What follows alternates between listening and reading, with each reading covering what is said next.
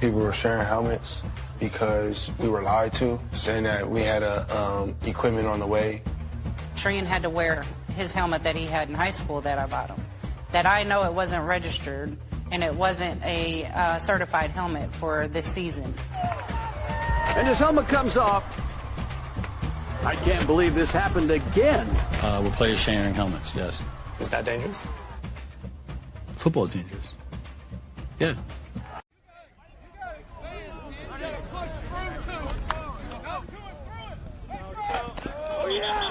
This whole idea of climate change and sports is one that's not really been heavily explored, and it's certainly one I think that needs to be looked into more. These last 2 summers should serve as a wake-up call for all the coaches across this region that something is afoot. You meet at the hospital. At that point, I'm getting like, what happened? I just couldn't believe it. I was in state of shock. My state of shock was that my son was gone, passed out at football practice. I told my mother to call all the prayer warriors and bring my son back. I want him to come back. On a day when it's 110 degrees outside, when this kid goes down on the field, it should have gotten everybody's attention. The team signed this ball for him when they gave it to us on the senior day. Like, he felt like a brother to me. Always there when you need him. When you got somebody to talk to and joke around with at football practice, you get in trouble with them, it made things, it was fun. It's never easy. It's painful. Every thought, every hour's the first, we have to go back and relive that memory. It seems as though having this happen over and over again and it's costing somebody life, that it's kind of passive. We are taking care of someone's most prized possession, and we have to come in every day thinking that, and that's our number one priority. Then again, it's just a matter of having an informed person to make a decision. Not saying that coaches aren't, but having a medical professional there to make those decisions is extremely helpful. Medical apartheid, the dark history of medical experimentation on Black Americans from colonial times to the present. Victor Carl Honey was a U.S. military veteran who served in the Army for nearly a decade. He was very friendly. He was outgoing, a nice dresser. After being honorably discharged, he began struggling with mental illness and homelessness. Then in 2022, he died of an apparent heart attack while living alone on the streets of Dallas. Honey was entitled to a burial with military honors, but instead, something else happened. I think they think, homeless black man, he ain't got no family. They don't care about him. You were wrong about this one. An NBC News investigation has found that Honey was among more than 2,300 people who died in the Dallas-Fort Worth region and were given to a state medical school that used and made money off their body parts, at times as their own families searched for them. For Honey, within a month of his death, the Dallas Medical Examiner's Office deemed him unclaimed, reporting phones for family members they tried were disconnected. And yet, he did have relatives, some living right there in Dallas. His ex-wife, Kimberly, and their 2 adult children say they had even visited Honey in a hospital months prior to his death. To hear that your ex-husband has been deemed an unclaimed person, what's your reaction to that? That's crazy. We're here. We've always been here. His son has his same name. How could he be unclaimed? This is where Victor Honey's body was then taken, the University of North Texas Health Science Center, where, according to government documents, his body was then frozen, cut into pieces, and sent out to different medical groups across the country, all without his prior consent or his family's knowledge. Those documents show Honey's severed right leg sent to a Swedish medical device maker for $341. His torso shipped to a medical education company in Pittsburgh, which paid $900. And for $210, a pair of bones from his skull went to the U.S. Army for military medical training. His right leg was sold. Yes, ma'am. His temporal bone, his torso. Yes, ma'am. Do you think he would have wanted this? No, he never wanted to be. The 10 years we were married, he never wanted to be an organ donor. We talked about it. And Honey is not alone. NBC News reviewed thousands of pages of government records and data which reveal repeated failures to reach family members before declaring a body unclaimed. Our team has identified 12 cases in which families learned months or years later that a loved one had been provided to the medical school. 5 of those families found out what happened from NBC News, including Honey's, a year and a half after his death. I don't believe they tried to find us. I don't believe they did. You can find people. NBC found me in a day. You can find people. Why do you think they did it? For money. They did it to him, a decorated military veteran. They'll do it to anybody. And that's not okay. For 5 years, the University of North Texas Health Science Center has had agreements with Dallas and Tarrant counties to take their unclaimed bodies for free, saving them a combined $1 million a year in cremation and burial costs. It also helped the school, making it about $2.5 million a year by leasing body parts to outside groups, according to financial records. Somebody needs to answer, or somebody's, for what they did, what they're doing. For 10 months, our team has been seeking answers from both counties and the Health Science Center.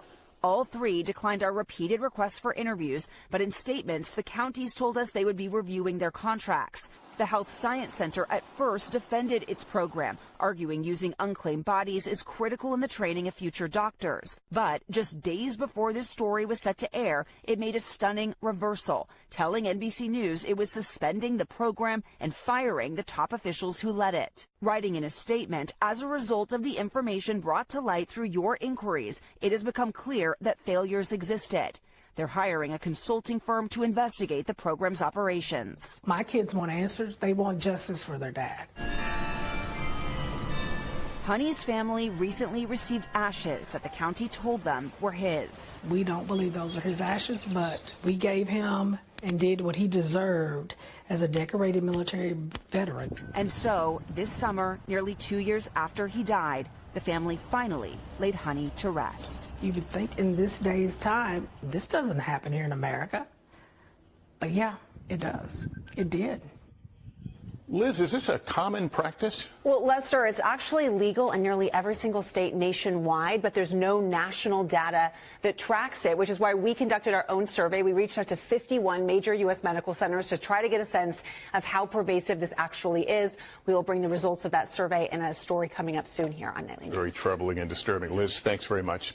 That if you want ultimate expression of white supremacy, and the white supremacist mentality, and you want to put it in the form of one person that I would name, and that's something I very seldom do, it would be Jeffrey Dahmer. He's the ultimate expression of white supremacy. Everything that he was doing, working in a chocolate factory, the whole 9 yards, storing black male bodies in canisters of lye and alcohol and whatnot, got them in the refrigerator, cannibalism and all of that, and calm, very methodical. Even when questioned by the law enforcement officers, very calm. Hannibal Lecter. Frozen femurs in the freezer. Jeffrey Dahmer. Judge deals a blow in court to Maxwell Anderson, the man accused of killing and dismembering a young woman on their first date. C.O.W.S. Robinson died in April. Some of her body parts and her torched car have been recovered. 12 News' Nick Bohr was in court as Maxwell Anderson's attorney asked the judge for separate trials. Surveillance video captured the first date of 19-year-old C.O.W.S. Robinson and 33-year-old Maxwell Anderson April 1st. It's also the last time she was seen alive. State of Wisconsin versus Maxwell Anderson. Anderson is charged with first-degree intentional homicide, mutilating a corpse, and arson, accused of burning her car to hide evidence. Her body parts were found near the burned car on Milwaukee's north side, in Cudahy, and along the lake in Waukegan. Specifically, the state in its brief asserts that the killing of Sadie Robinson, dismembering of her body, and using her vehicle to dispose of her body before setting it on fire to cover up involvement in her disappearance and murder. Anderson's attorney argued that car arson should be tried separately, calling it a separate crime, but the judge didn't agree. All of the evidence relating to the arson is relevant to establishing motive. The motive to get away from the homicide and to cause the mutilation underlying counts 1 and 2. While the primary focus of the judge's decision was based on the incidents essentially being part of the same crime, the judge also ruled having separate trials would unduly impact the victim's family, which is something she said she must consider. It would be difficult, devastating, I would say, in order to have to be at two different trials. So severance of the charges in this case would serve to prolong the proceedings and would be contrary to the interests and rights of the victims. The rejection of Anderson's motion keeps his December trial on target. At the Milwaukee County Courthouse, Nick Bohr, WISN 12 News. Maxwell Anderson is in jail on a $5 million bail. The story has taken many turns since the discovery of C.O.W.S. Robinson's leg in Warnemont Park in April.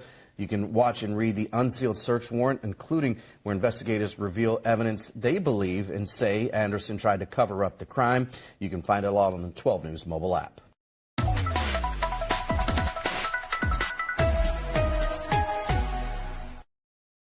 I can tell you this. Right now you have illegal aliens coming into our country, and many from prisons and many from, no, but it's not something I have ever heard before. I can tell you this. Right now you have illegal aliens coming into our country, and many from prisons and many from mental institutions, and they want to give them votes. I don't think they should have votes. They came into our country illegally, and they're taking the vote away from all of the people in this room. One of former President Trump's key talking points in this election year has its roots in an old conspiracy theory. For years, that theory was relegated to the fringes of the internet among white nationalist groups. Last week, Trump brought it up at the ABC News presidential debate, speaking about migrants to the U.S. They can't even speak English. They don't even know what country they're in practically. And these people are trying to get them to vote. And that's why they're allowing them to come into our country. Now, there is no evidence that there is any effort to get migrants to vote illegally in federal elections. We are joined by NPR's Jude Joffe-Block, who's been covering false narratives about non-citizen voting. Hi there. Hello. Tell us more about the conspiracy theory behind Trump's claim and how far it's penetrated in Republican circles. Yeah, it's known as Great Replacement Theory, and it's long been a fringe conspiracy theory. It's become much more mainstream in recent years in the Republican Party. And the claim behind it is that elites are deliberately bringing in people of color from other countries to replace white people, dilute their votes, to advance a political agenda. And look, there's clearly immigration and demographic change, but there's no evidence this is a deliberate plot. Yet polling from a couple years ago found that 1 in 3 American adults now believe some version of this theory. Well, given that this theory is tied to white nationalist ideologies, have these false claims been tied to violence? Yes, and that has a lot of people worried. In several recent mass shootings, both here and in other countries, the perpetrator was inspired by replacement theory. My colleague, domestic extremism correspondent Odette Youssef, spoke with Cynthia Miller-Idris about this. She's a professor at American University and the founding director of the Polarization and Extremism Research and Innovation Lab. And she connected the conspiracy theory to another false claim Trump made during the debate about Haitian immigrants in Springfield, Ohio. Votes are being stolen, your election's been stolen, now your pets are being stolen and then eaten, right? I mean, it's so absurd to hear it go to the pets, but it's the same thing. You know, there's always something that's being taken away from you and unfairly given to someone else.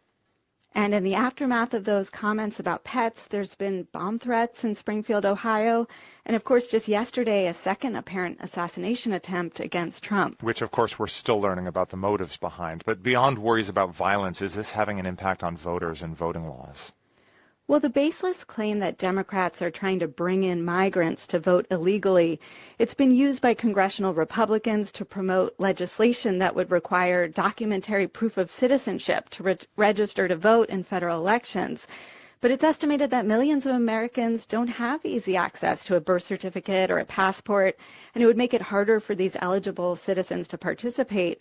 Opponents to the bill point out that non-citizen voting in federal elections is already illegal, and studies show non-citizen voting has happened only in very small numbers in the past. At the state level, some states have flagged potential non-citizens on their voter rolls, but these efforts have entangled U.S. citizens, and it's caused confusion, and in some cases, it's required voters to take extra steps to ensure they can vote. Well, looking ahead to November, how worried are experts that these narratives could become the basis to cast doubt on election results?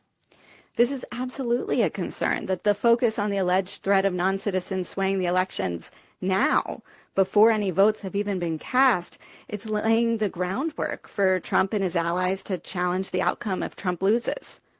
It's NPR's Jude Joffe-Block. Thank you. Thank you. Hitler had the supreme fascist state. And what was he worried about in Europe and in Germany? He was worried about white genetic annihilation. We begin today's show looking at the escalating threats of violence against Haitian immigrants as Republican presidential nominee Donald Trump and his running mate J.D. Vance continue to double down on their racist lies, falsely accusing Haitians living in Springfield, Ohio, of eating people's pets and other animals in the outdoors. On Saturday, 2 Springfield hospitals were forced to go on lockdown after receiving bomb threats. This was at least the 4th such case after a bomb threat on Thursday prompted authorities to order the evacuation of Springfield City Hall and several municipal buildings. Springfield Mayor Rob Rue said the threat came in an email from someone angry over the city's resettlement of Haitian immigrants. 2 colleges in Springfield, Wittenberg University and Clark State College, also received shooting and bombing threats over the weekend, prompting officials to cancel events and move classes online. On Sunday, Vance defended the far-right racist lies during an interview with CNN's Dana Bash. The Clark County Sheriff and the Ohio Department of Natural Resources reviewed 11 months of 911 calls. They only identified 2 instances of people alleging Haitians were taking geese out of parks. They found 0 evidence to substantiate those claims. Also, other evidence that you have talked about, even you've retweeted alleged evidence, are unsourced social media videos from a different city, apparently no connection to Haitians. And this is from a conservative activist who offered a $5,000 reward for such things. And then going just backly to the schools and the hospitals and so forth being overwhelmed, nobody is disputing that the town of Springfield, Ohio needs help. But you're not just a bystander, you're the senator from Ohio. So instead of saying things that are wrong and actually causing the hospitals, the schools, the government buildings to be evacuated because of bomb threats, because of the cats and dogs thing, why not actually be constructive in helping to better integrate them into the community? Because there are a lot of employers there who say that the Haitian workers are helping fill jobs that they need desperately filled. Dana, first of all, let me just respond to a couple of things that you said, but I want to start with something you said, which I think is frankly disgusting and is more appropriate for a Democratic propagandist than it is for an American journalist. There is nothing that I have said that has led to threats against these hospitals. These hospitals, the bomb threats and so forth, it's disgusting. The violence is disgusting. We condemn it. We condemn all violence. Senator, this happened after you and President Trump were on the debate stage, said that cats and dogs were being eaten. Meanwhile, Republican Ohio Governor Mike DeWine told ABC News Sunday Trump and Vance's remarks about Haitians were garbage and simply not true. And here's a question I never thought I would have to ask, but do you see any evidence as governor of the state that Haitian immigrants are eating pets? No, absolutely not. That's what the mayor said. That's what the chief of police has said. I think it's unfortunate that this came up. Let me tell you what we do know, though. What we know is that the Haitians who are in Springfield are legal. They came to Springfield to work. Ohio is on the move, and Springfield has really made a great resurgence with a lot of companies coming in. These Haitians came in to work for these companies. What the companies tell us is that they are very good workers. They're very happy to have them there. And frankly, that's helped the economy. So that's the Republican governor of Ohio, Mike DeWine. Meanwhile, during a campaign event in Rancho Palos Verdes, California, Trump repeated his threats of carrying out mass deportations beginning in Springfield if he's reelected in November. We're going to have the largest deportation in the history of our country, and we're going to start with Springfield and Aurora. Trump was referring to Springfield, Ohio, and Aurora, Colorado. For more, we're joined here in our New York studio by Guerline Joseph, co-founder and executive director of Haitian Bridge Alliance, which is an immigrant advocacy organization that provides humanitarian assistance to Haitians and other black immigrants from the Caribbean and Africa. Welcome back to Democracy Now! It's great to have you for the first time in our New York studio, Guerline. If you can talk, first of all, about what's going on in Springfield, Ohio. But when the community receives threats like this in one city, from the hospital lockdown, elementary schools closed, colleges going online, threats of bombings, threats of school shootings, this affects more than the community of Springfield. Thank you so much, Amy, for having me. And that is the reality, and that's what we continue to say. Those type of narratives, when they think they're only attacking one person, one community, it has ripple effects. The reality now in Springfield, the entire community's lives are at risk. And what we are saying is currently this has been a tactic that's being used, fear, division, and this is a time for all people in cities like Springfield to come together and fight against those hateful speech that literally are creating those security issues in Springfield and also in other places across the United States. Let's talk about the tens of thousands of Haitians who have come to Springfield. The Republican governor himself saying these are legal immigrants who've come to work. The corporations here love them. We're talking about a dying Rust Belt town.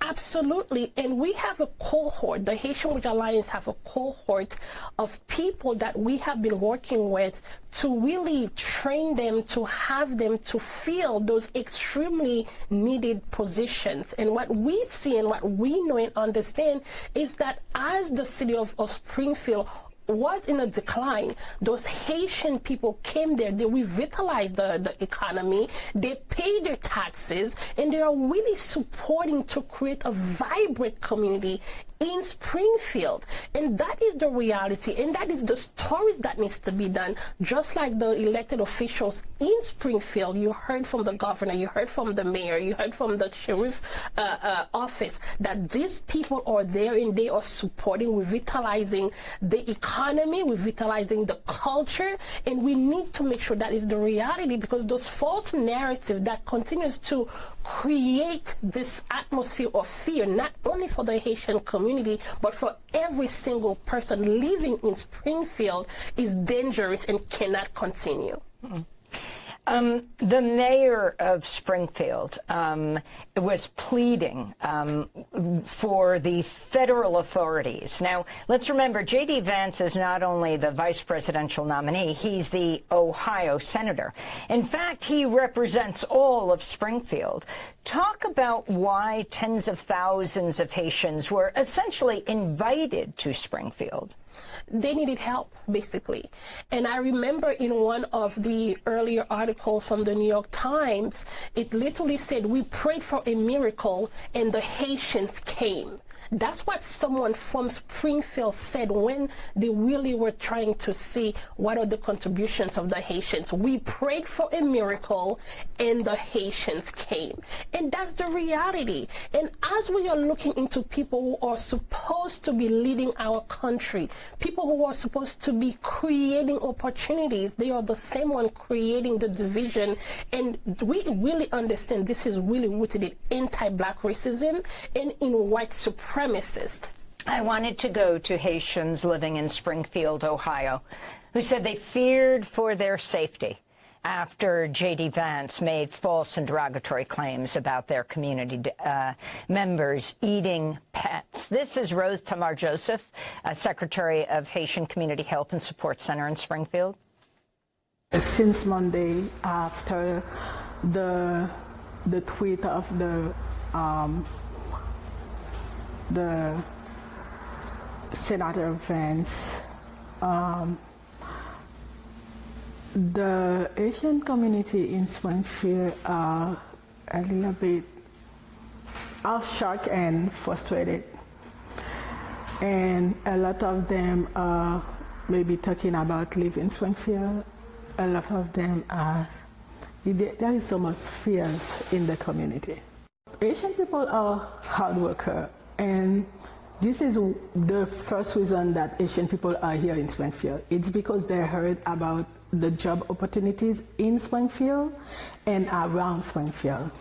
And this is a Haitian who has been living in Springfield for a year and has 2 young children. Mark did not want to reveal his last name, didn't want to be seen on camera. He told reporters his children have been bullied by other kids, also threatened by teachers. He said he also had to quit his job because he was being harassed at work. Since last year, they are facing a lot of problems at school. Like, they were bullied by other kids, and I had to send email, address the situation several times to the principal. And I had to move to another neighborhood because I was like scared for them, and they were like very traumatized, especially after all these things that's saying in the social media that we're eating dogs. In our culture, we don't eat dogs. That's ridiculous. And even we have local officers say that there's no evidence, and we see people are very aggressive against us in Springfield. At work, I quitted my job like last week because we was harassed, retaliate, even like they tried to demote me because as a guy, employees would call me Asian, call me at work, and the company didn't do nothing. And I think it is not good. But I don't really feel like actually I'm welcome in Springfield. So that's a Haitian resident of Springfield, Ohio. Also this weekend, far-right groups started to come into town, like the Proud Boys, who marched Saturday in some parts of Springfield. Kirlene Joseph, if you can talk about the program under which Haitians legally come to the United States, temporary protected status. Well, Trump wanted to end it. He didn't. He couldn't. And the Biden administration didn't start it, but has continued TPS. Yes, thank you so much, Amy. And there are 2 programs. There's the CHNV program that is for Cuban, Haitian, Venezuelan, Nicaraguan. A lot of people have come legally, regularly to the program. Yeah, they have people who sponsor them and they come. And then TPS, temporary protected status, is, as you mentioned, a protected status that former President 45 tried to eliminate, and the community and organizations, advocates took him to court, and we were able to fight it. And right now we have a new redesignation and extension of TPS for Haitians who are already in the U.S. So therefore, those people, they have the work permits and they are able to really provide for themselves. And not only that, they pay their taxes and they are able to really continue to be an integral part of the American society. And I also want to highlight that the Haitians have always been an integral part of the very fabric of the United States. That has been historically the fact. And we have people, I personally know people who have been in Ohio, in Springfield, since the 1950s, Amy. So these people have not only been there continuously to provide and support, and now we have a new flow of Haitians who are coming and also fulfilling not only their dreams, but also the dreams of cities that they are in. But that is not the first time that we hear those narratives from the United States, really blaming Haitians for bringing HIV/AIDS into the United States, from 45 saying that he doesn't want people from S-hole countries such as Haiti and Nigeria, but he does want people from Eastern Europe who are blue eyes, blonde hair. So we really understand those realities also, that when we talk about immigration and we talk about the people we don't want here, we are talking about black and brown. And we want to highlight that.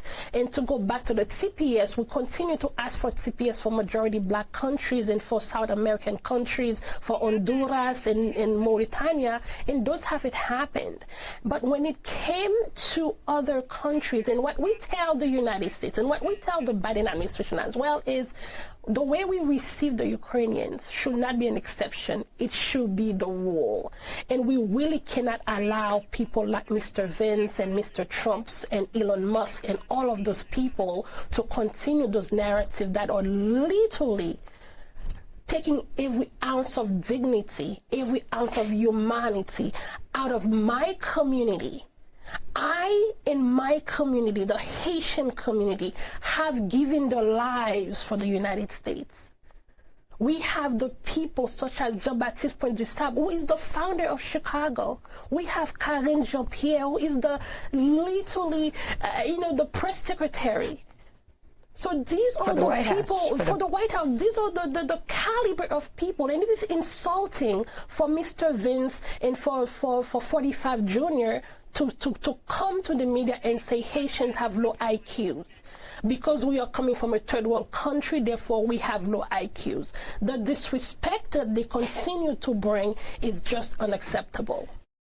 When you don't vote, you can't sit on a jury. You have no right to complain about the police because you won't even go and vote so you can even sit on a jury. As I've said to the cows when I first started to call in, I spent 11 years on a job where I worked for a bank and had to sit in court day after day after day after day. And I watched them select juries. I watched black people going to jail, black people having white probation officers, and the whole judicial system just truncated with white supremacy. And a great deal of it is just some of it could be lessened if black people simply voted. We begin with the latest on that controversy in Portage County that continues to get national attention. In a new social media post, the county sheriff is now defending what opponents are calling hateful comments. The initial post made this weekend tells residents to collect addresses of people displaying signs that support Vice President Harris for president. So Mitty Hicks is in Portage County. She has new details for us. Wondering what the sheriff is saying tonight, Mitty, and what are people who live there telling you?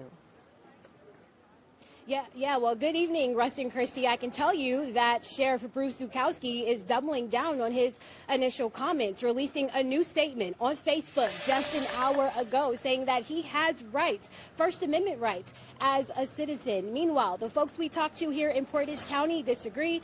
They say he either needs to apologize or step down.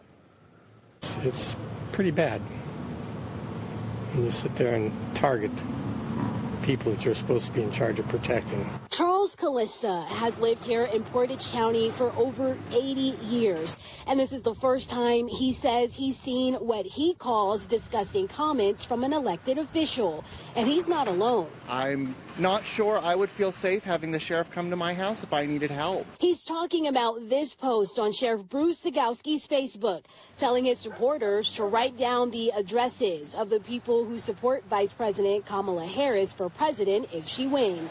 In his post, he calls her a flip-flopping, laughing hyena as he talks about the issue of immigration. These comments aren't sitting well with residents. Some residents are now pushing back on his comments by putting up signs.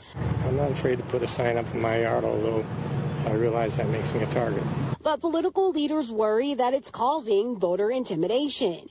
It's reprehensible, unethical.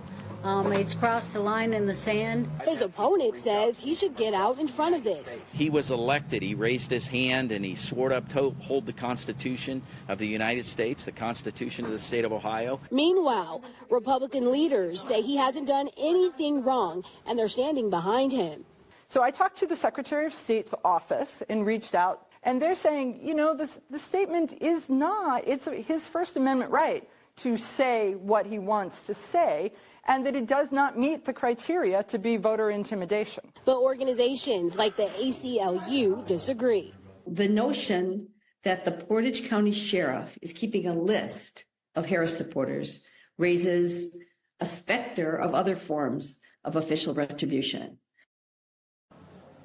So within the last hour, we received a statement from the Secretary of State that reads, quote, "Our office has reviewed the comments and determined they don't violate election laws. The sheriff can speak and answer for himself about the substance of his remarks." Now, in the meantime, Portage County Democrats say his comments have caused a ripple effect here in the county and caused a run on the yard signs. So folks supporting Harrison Walls will have to wait until Thursday. That's when the next shipment of yard signs will be in. Russ and Christy.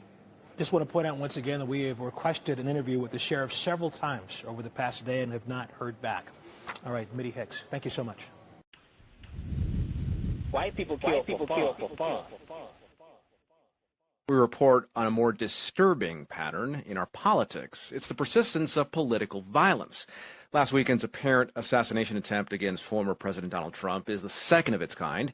Trump himself made a false claim last week that led to dozens of threats and forced the state police to deploy in Springfield, Ohio. And it all adds to a very long list of violent incidents. NPR's domestic extremism correspondent Odette Youssef joins us. Odette, this most recent incident seems to be yet another example that we're living maybe in an age of heightened political violence. I mean, is that actually the case?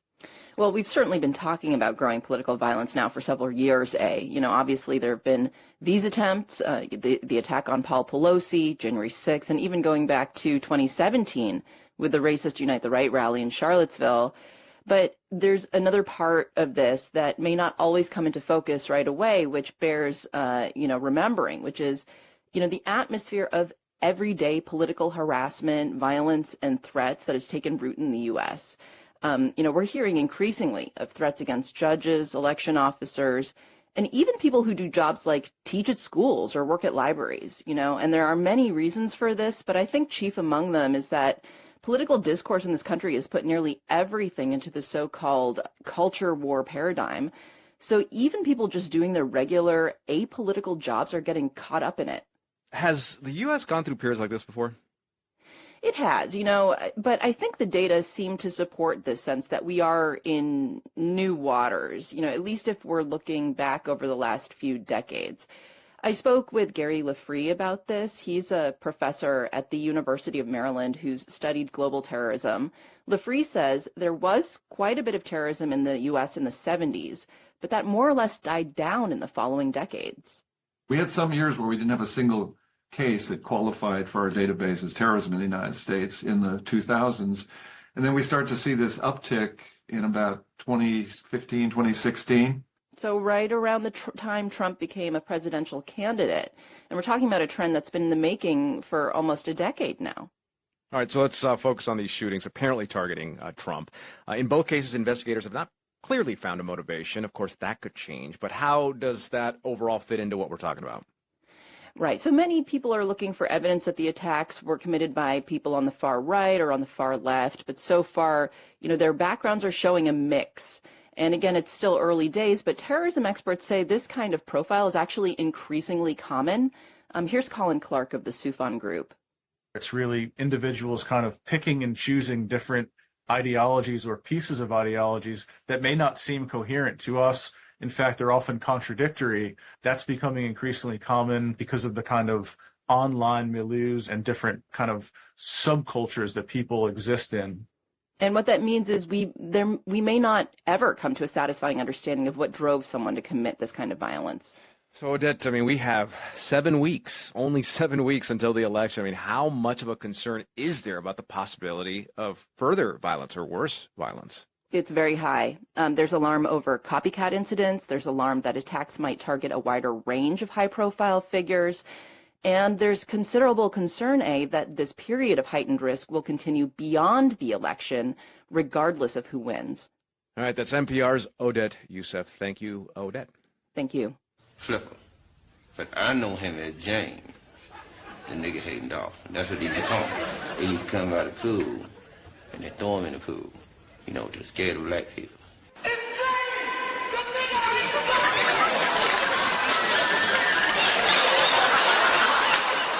Shocking. Every time somebody brings it up, I get that pit in my stomach, that terror, that fear. I hear my daughter's voice crying in the background. It's terrifying. And welcome to the news at 6:30. This was video that you first saw here on 13. This is of an off-duty Galveston police officer hitting multiple people at a children's pool party over in Galveston. So today, ABC 13 has learned that Officer Jared Rivas is fired, and the families involved are seeking legal action. Liliana Pearson heard from some of those families today and has this report. This is the Ruiz law firm. This is the law firm working in partnership with those families that are seeking potential legal action against former Officer Jared Rivas, the Galveston Police Department, the apartment complexes where this happened, as well as UTMB. Mothers whose children were attacked say their trust in law enforcement is broken. It's terrifying. It really is. I've lost a lot of trust. And thinking we were safe. Back in June, we showed you this video of off-duty Galveston police officer Jared Rivas coming to break up a children's pool party. It descended into chaos with multiple videos surfacing of Rivas pinning and beating people. An officer of the law who the kids are supposed to trust and have faith and look up to, we're now harming them and their siblings and friends. Now the families involved, alongside the Ruiz law firm, are bringing legal action against multiple parties. They want Rivas, who has since been fired from the force, to be charged and stripped of his ability to be a law enforcement officer. It wouldn't be surprising if he was picked up by another local law enforcement agency, and that's a concern that we have. The families are also seeking legal action against the Galveston Police Department, who they say made no effort to stop Rivas's tirade after they arrived. Despite numerous uniformed officers being able to take control of the situation, they didn't. They just added to the chaos and confusion. They also notified the Island Bay Resort apartments where the incident occurred. The family's lawyer saying Rivas was there as a security officer, and if visiting families are not welcome, it was not made clear. And finally, against UTMB Hospital, whom the one mother claims refused her children treatment when it came to light they were the family involved in the incident. Today, we did reach out to all parties that these families are seeking this potential lawsuit against. We did only hear back from UTMB as well as the Galveston Police Department, who tells us they are unable to comment on any pending legal action. We did reach out to the Galveston District Attorney, who would be the people bringing forward any potential charges. They say right now they are investigating. It's too early to know if any charges will be brought.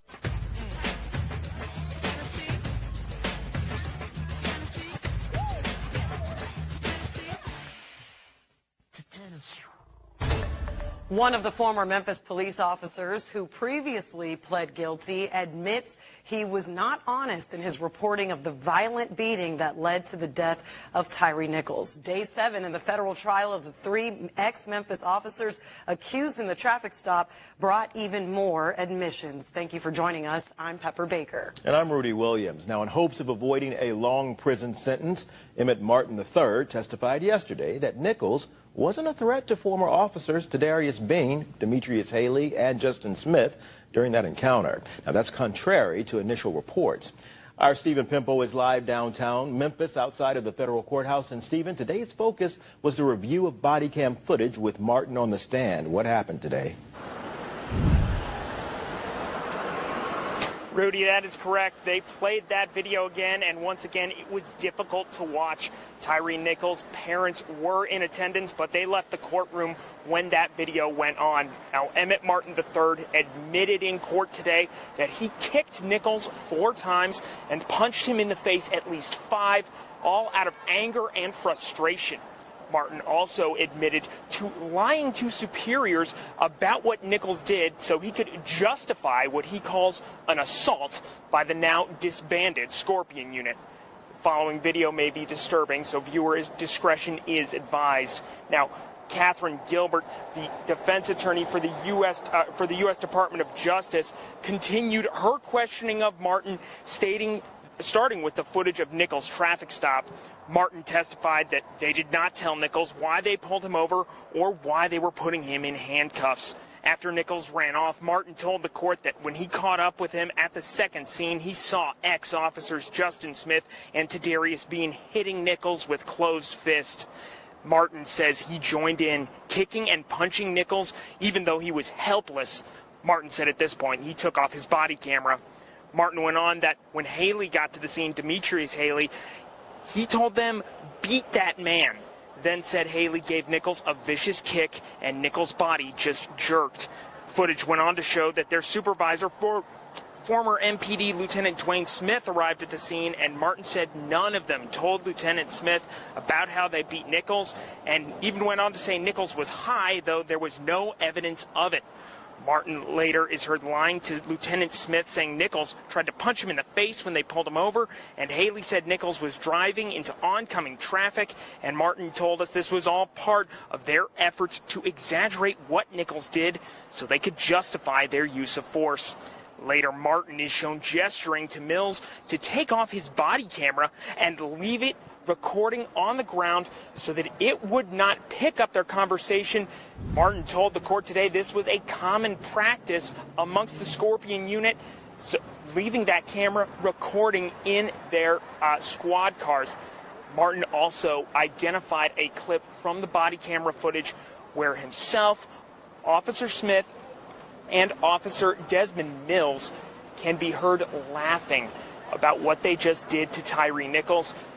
Mills going on to say that he thought they were going to kill him. Now, coming up at 6, we'll have more from Martin's testimony, including how he and his fellow ex-officers allegedly falsified police reports so that they can hide what they did to Tyree Nichols. Rudy, back to you. Rudy Pepper, back to you. All right, Stephen, thanks a lot. Why haven't you learned anything? Controversy brewing after a school board meeting in St. Charles County. The Francis Howell School Board last night voted 5-2 to allow hate speech and misinformation in its educational materials. Our Megan Kernett joins us with reaction from the district and students about these new rules. Megan. And the school board reversed an August policy that banned this controversial material. It's something the community has mixed feelings about. I think it's disrespectful to our students to allow this kind of information within our schools. Many students like Harper Schneider and Levi Martin are wondering why the Francis Howell School District decided to ban educational materials with hate speech, false science, and false historical claims, only to reverse that ban a month later based on advice from legal counsel.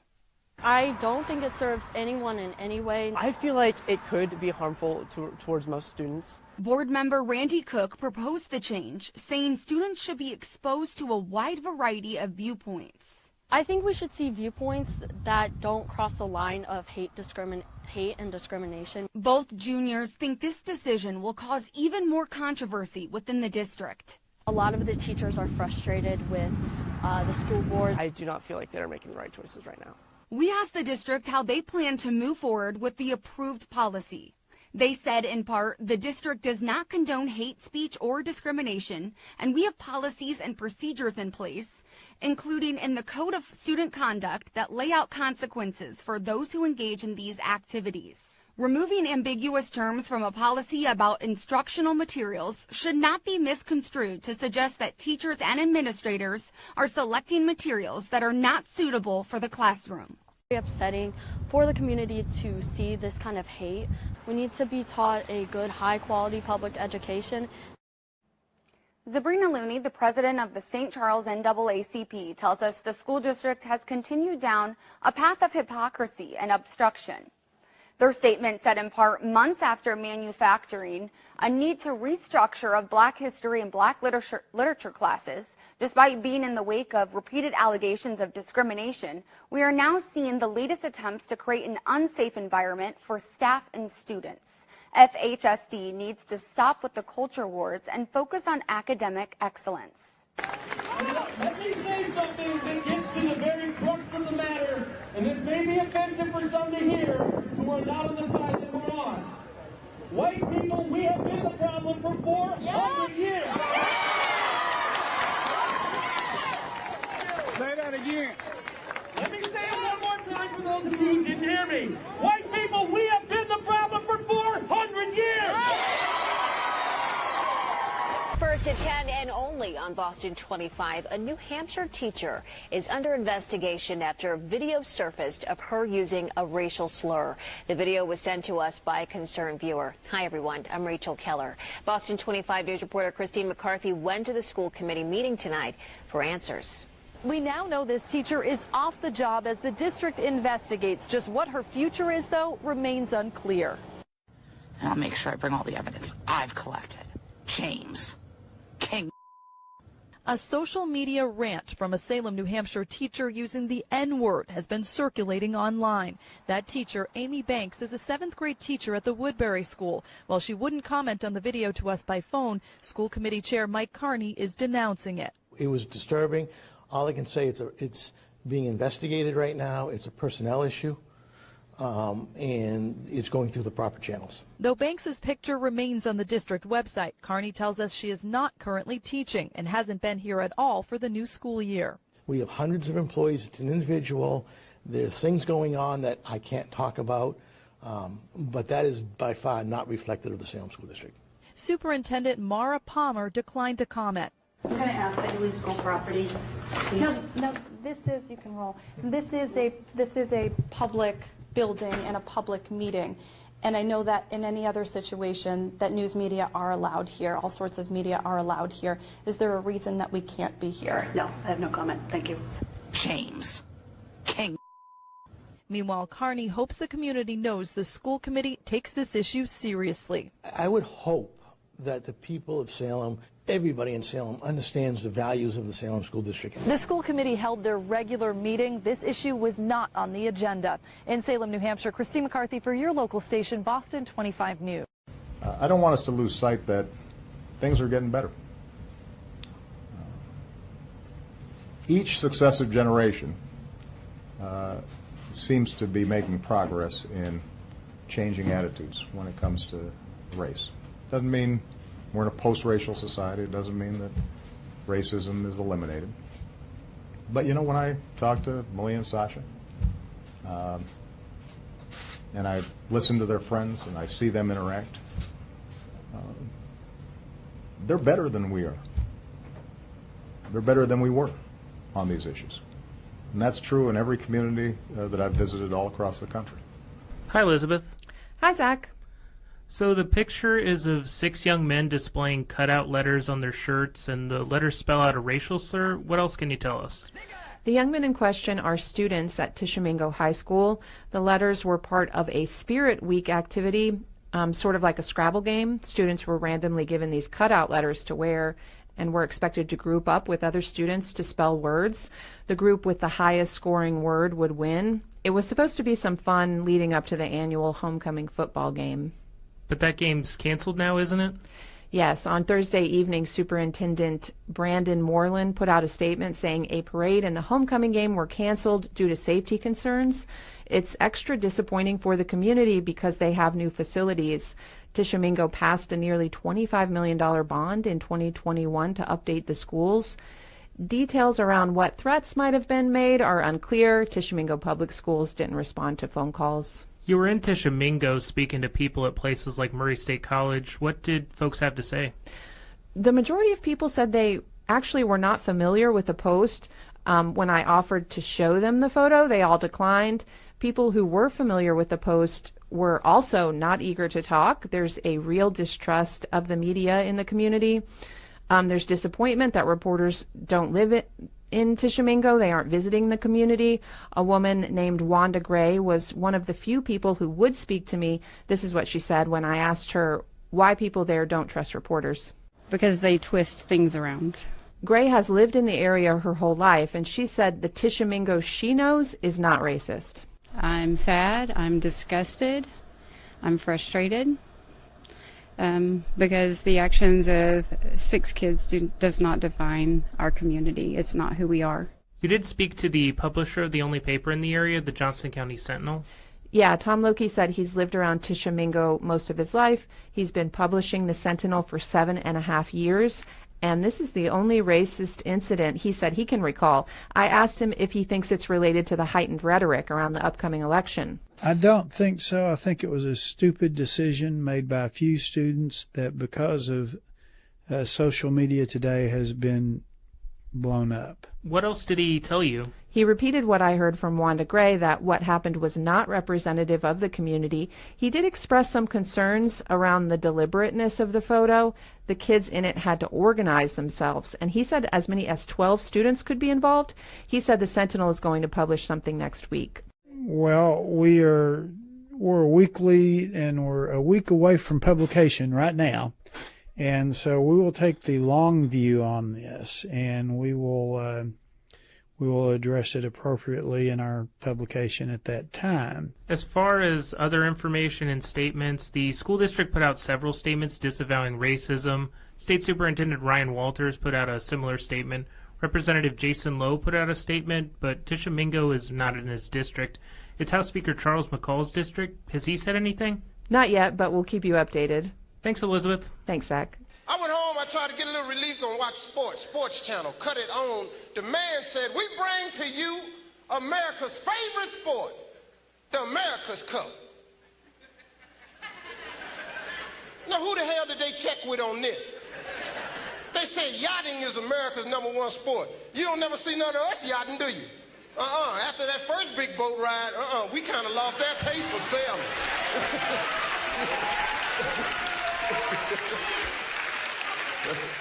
That's a little slavery humor right there.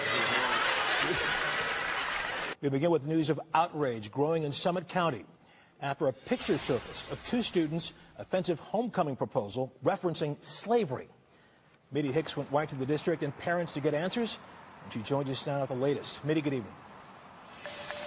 Good evening, Russ. Well, I can tell you that school leaders say the social media post is indeed valid and the situation is handled. But a parent we spoke to earlier today says she wants more to be done. I was not shocked. We're talking to a Green local school district parent who doesn't want to show her face, fearing retaliation from school leaders. She says she's not shocked about this picture posted on Snapchat showing two students holding up a homecoming proposal that reads, "If we were black, we'd be picking cotton. But unfortunately, we're white, so we're picking you for HOCO," which is short for homecoming. I would say 3 to 4 times a week, my kids come home expressing that somebody has either said something like the N-word, or they've said brown skin or brown girl, or you can't sit here because of your skin color. She has children in the school district, including a high schooler. She says these kind of incidents are reoccurring, and she wants something to be done. There needs to be zero tolerance policy. You mean to tell me that these children can openly offend a whole community, a whole culture, and just get suspended for 5 days? But if a student is bullying on the internet or get into a physical fight or something like that, they can get expelled. The school has confirmed that the social media post is valid and the situation has been handled, telling 3 News, quote, "The students' behavior involved with the post contradicts the values we uphold at Green High School and will not be tolerated." District leaders also tell 3 News that high school counselors and administration are available to students who may want to discuss their feelings about the social media posts. Now, the students involved attend Green High School, which is right behind us. And while school leaders haven't confirmed with us how these students were disciplined, some parents tell us that the students involved were suspended for 5 days, Russ. Okay, Mitty Hicks in Green. Thank you.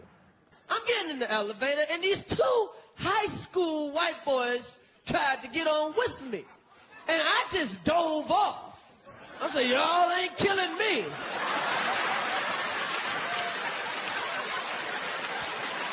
I am scared of young white boys. If you white and under 21, I am running for the hill. What the hell is wrong with these white kids shooting up the school? Threats to schools have forced lockdowns and canceled classes in at least a dozen states. This began after the school shooting in Georgia earlier this month. In West Virginia alone, there have been more than 200 threats against schools in the past week. What is going on? Chris Schultz with our member station WVPB reports. Rob Cunningham with the West Virginia Department of Homeland Security says threats are coming in from everywhere. whether it's telephone calls or whether it's via social media or via email, text. It's a variety of different platforms we're receiving these threats. He says the state has set up a special task force to investigate. So we get to the bottom of why and who is causing this chaos. West Virginia's frustration is being repeated across the country at hundreds of schools. Law enforcement officials are trying to keep up as they have to assess each threat. From Oregon, where a school district closed for a day because of a Snapchat threat, to a Pennsylvania high school that was evacuated to allow for a security sweep. Kevin Rojek is the special agent in charge of the FBI's Pittsburgh field office. For any hoax threats, it takes away resources from other true emergencies that may be occurring, and particularly local authorities who don't have significant resources may be drained to a point where they can't address not-on-one calls. The threats are reminiscent of a series of swatting calls that were made against schools 2 years ago, where violent but false attacks were reported with the intent of prompting an armed police response. In these recent cases, suspects across the country are getting arrested, including 23 people just in West Virginia. Some juveniles are facing felony charges. County prosecutor Steve Dragisich says it doesn't matter if it was meant to be a prank. Whether or not they intend to carry out, if they make a threat, and they make a threat like this, they will be prosecuted to the fullest extent of the law, regardless of whether they're a juvenile or an adult. In Florida, Sheriff Mike Chitwood promised to publicly shame juveniles suspected of making school threats. I'm going to show you every kid that's been arrested and where they go to school, and then from there on out, we're going to publicly shame them and their parents. So parents, do your job. Chitwood made good on his promise this week, garnering both support and criticism as deputies perp-walked an 11-year-old suspect into custody. Also this week, Memphis Shelby County Superintendent Marie Fagans put schools on lockdown. She said a threat against one school going viral forced law enforcement to duplicate their efforts unnecessarily. We believe that these additional social media posts were a result of reposts and resharing of the original posts, but we take all threats seriously. Officials have urged the public not to repost threats they may see online. For NPR News, I'm Chris Schultz in Morgantown, West Virginia. The man knot, race, class, genre, and the dilemmas of black manhood. There's been continued pressure on the Vance County Sheriff's Department to release more details about the investigation into McGee's death after his body was discovered leaning up against a tree with a rope around his neck. Many calling this a hate crime, but the facts of the death are still unclear. Today, that pressure led to the Sheriff's Department releasing a detailed timeline of events leading up to McGee's death, including new details about him buying the rope that was found around his neck, giving hundreds of dollars to a homeless person in a Walmart parking lot, and driving himself back to the area in Henderson where his body was found. The sheriff also says the preliminary autopsy showed no sign of defensive wounds or physical abuse, indicating he was attacked. But civil rights attorneys and McGee's family are still pressing for more answers as that investigation continues. As new developments continue to unfold about this case, we wanted to provide you with a bit of context surrounding the case. Sydney Schofield joins us live now after talking to an expert hoping to make sense of where things go from here. Sydney. Well, Stephen, Lauren, all the information we're getting is from people who are so close to this case. So we wanted to talk to someone who wasn't involved at all. I reached out to an old trusted source of mine, Lisa Miller, the former chief investigator for the Colorado Attorney General's office, for her take on the facts. So you can't rule it out. I mean, learned a long time ago, never say never in this business. Lisa Miller has 30 years of experience investigating violent crime. So I asked her today to look over all the evidence publicly available about the death of 21-year-old Javion McGee. It's a tale of the hate that we have in this world and the divisiveness. I mean, that we can't rule out a hate crime, that a young man was found, and that has to be acknowledged. Though she can't rule out that his death was a hate crime based on the current evidence, I did ask Lisa if there's anything she saw that points to outside involvement in his death or that he might have been the victim of a crime. As of right now, I don't see that. I do see a reason to continue investigating. I mean, we have to be really careful because the most deviant of people that want to do bad things are capable of staging scenes to look like suicides. She said there are some key pieces of evidence that lead her to believe law enforcement is on the right track, that they found a person who is homeless who says Javion gave them all his money shortly before he died, and there's also video of him going into the woods alone where his body would later be found. His autopsy also did not reveal any evidence of him fighting anyone off or clear signs that he'd been harmed by anyone else. Still, she says it's not enough to draw a complete conclusion yet, and she knows how painful that can be for Javion's family. The family may never get a why, but whys help. And so the police department, the sheriff's department, they owe these loved ones every effort they can make to bring a why to the people that care about this young man. And so the other big thing that Lisa really drove home for me today is that if you're sharing information on social media, it is so important that you are thoughtful about what you post. Take a second to make sure that what you're saying is true. You know, she said that online activism can sometimes be good, but it can also be very harmful too. So really being empathetic and really thinking about the family before you post anything online is important, Stephen Lauren. Yeah, that is very important. And the timeline is very interesting reading. 4 pages released today from the Vance County Sheriff's Office, and we have this posted on our website, abc11.com, if people would like to take a look. Sid, thank you. Context of white supremacy. Gus T. Renegade in for another broadcast, hopefully to share constructive information on the system of white supremacy. Today's date, Saturday, September 21, 2024. So I have been told. Our weekly compensatory call-in, I think it might be today specifically. It's not today specifically, tomorrow, but the autumn equinox, season change, be mindful, calendar events. Race soldiers do pay attention to all of that as they coordinate their activities to maintain domination over the planet. Wow, so much information to catch up on. Weekly compensatory call-in. We'll do our best, try to cover some of the important happenings over the past 7 days. If you have commentary, suggestions, tips, counter-racist suggestions on how we can replace white supremacy with justice ASAP, let us know. The number 605-313-5164. The code 564943 pound. Press star 61 if you would like to participate. We should be here every day for the next week, I believe. Every day except for Monday. One day off. Monday this coming. Other than that, every day on the counter-racist grind, I guess for the season change, will be active going into autumn. Normal time for all of the broadcasts, 8 p.m. Eastern, 5 p.m. Pacific. Context of white supremacy starting tomorrow, 8 p.m. Eastern. If I put those buffalo wings down, turn off that tackle brain damage football for 30 seconds, and we'll tune in. Sunday evening, context of white supremacy. Looking forward. Should be lots of interesting programs coming up for this here 7 days or so, starting tomorrow. Invest if you think the C.O.W.S is constructive, listener-supported counter-racist radio. Hit the blog, racism-notes.blogspot.com.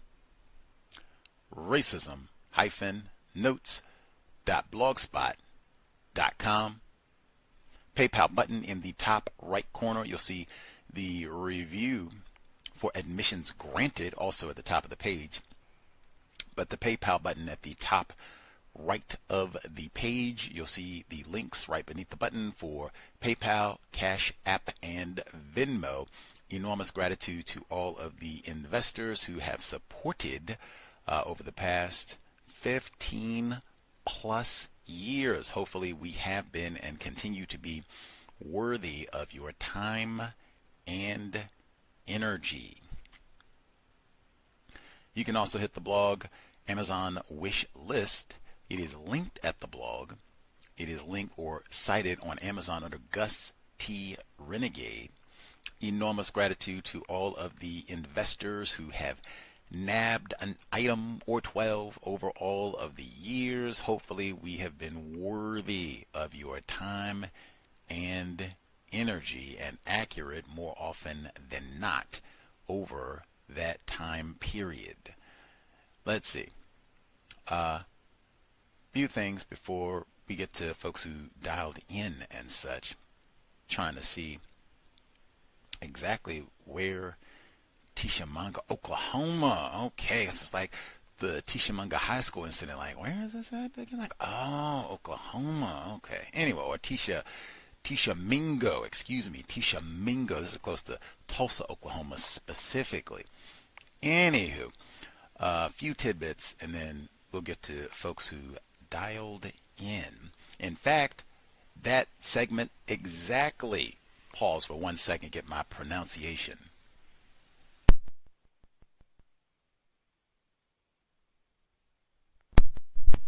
Alrighty. That segment specifically, a listener shared with Gus T. They have a weekly ritual where they make sure to sit down with their attempted offspring or with their offspring and go over news reports like this. The Tishomingo High School, where they were supposed to be spelling out, doing a Scrabble game or what have you. And as opposed to that, and I've seen that so many times, although we've done, in fact, whole programs on that. I remember it was students in Arizona where they gave out T-shirts, and they each had letters on the shirts. They were supposed to spell out, like, it was something for the same type of activity, some sort of school pride activity, and spell out Tigers or something like that. Tigers are great or something like that for the stupid tackle football game or whatever. But no. These white students got together and spelled out Nigra over and over and over. You can just stack those up, and that's that. I think Obama was president then. I probably used that sound of it like, oh, Beezy, I thought you said they cleaned up their act. They straightened up and fly right, and they nope. Any hoodles, but that's how I found that report, and I think that is excellent. Because you can just this month alone, it is staggering. You heard about the shoot. I said that last week, man. I said, oh my God, they have so many incidents all over the land. It's not just Cold Gray going to shoot up the place, which, you did have that, but man, the threats and swatting and fake threats, and man, wow, that alone would be reason to pause. Do we really want to send our child to public school? Like Dill, Reb, their classmates in 2025, that's the best we can offer. It would at least be something and it would have to be something you have to talk about with your children. And they've even had reports and studies about that, like having to do all these practice lockdown drills and what to do, and this is the button, and this is how you barricade, and your desk is bulletproof now, and hot. Like, Jesus Christ, man, how many times do you have to go through that? Anyway, but that's being an attempted parent in the system of white supremacy racism. You have to talk to your offspring about this problem. The school shooting, that would be a whole, wow, series of conversations.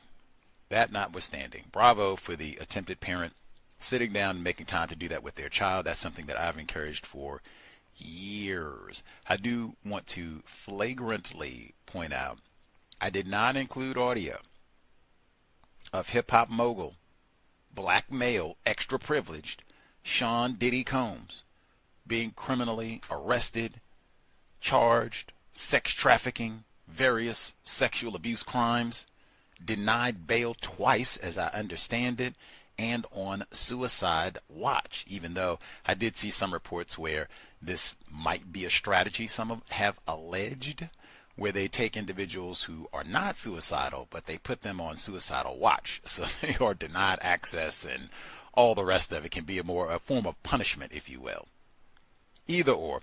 I'm very aware and have been reading reports about this and all the rest of it. I just made a willful decision not to include additional audio, one, because I think there's going to be a trial, so we'll have ample opportunity to include and play segments and what was the testimony and all the rest of it, so we'll have lots of chances to woe is Diddy.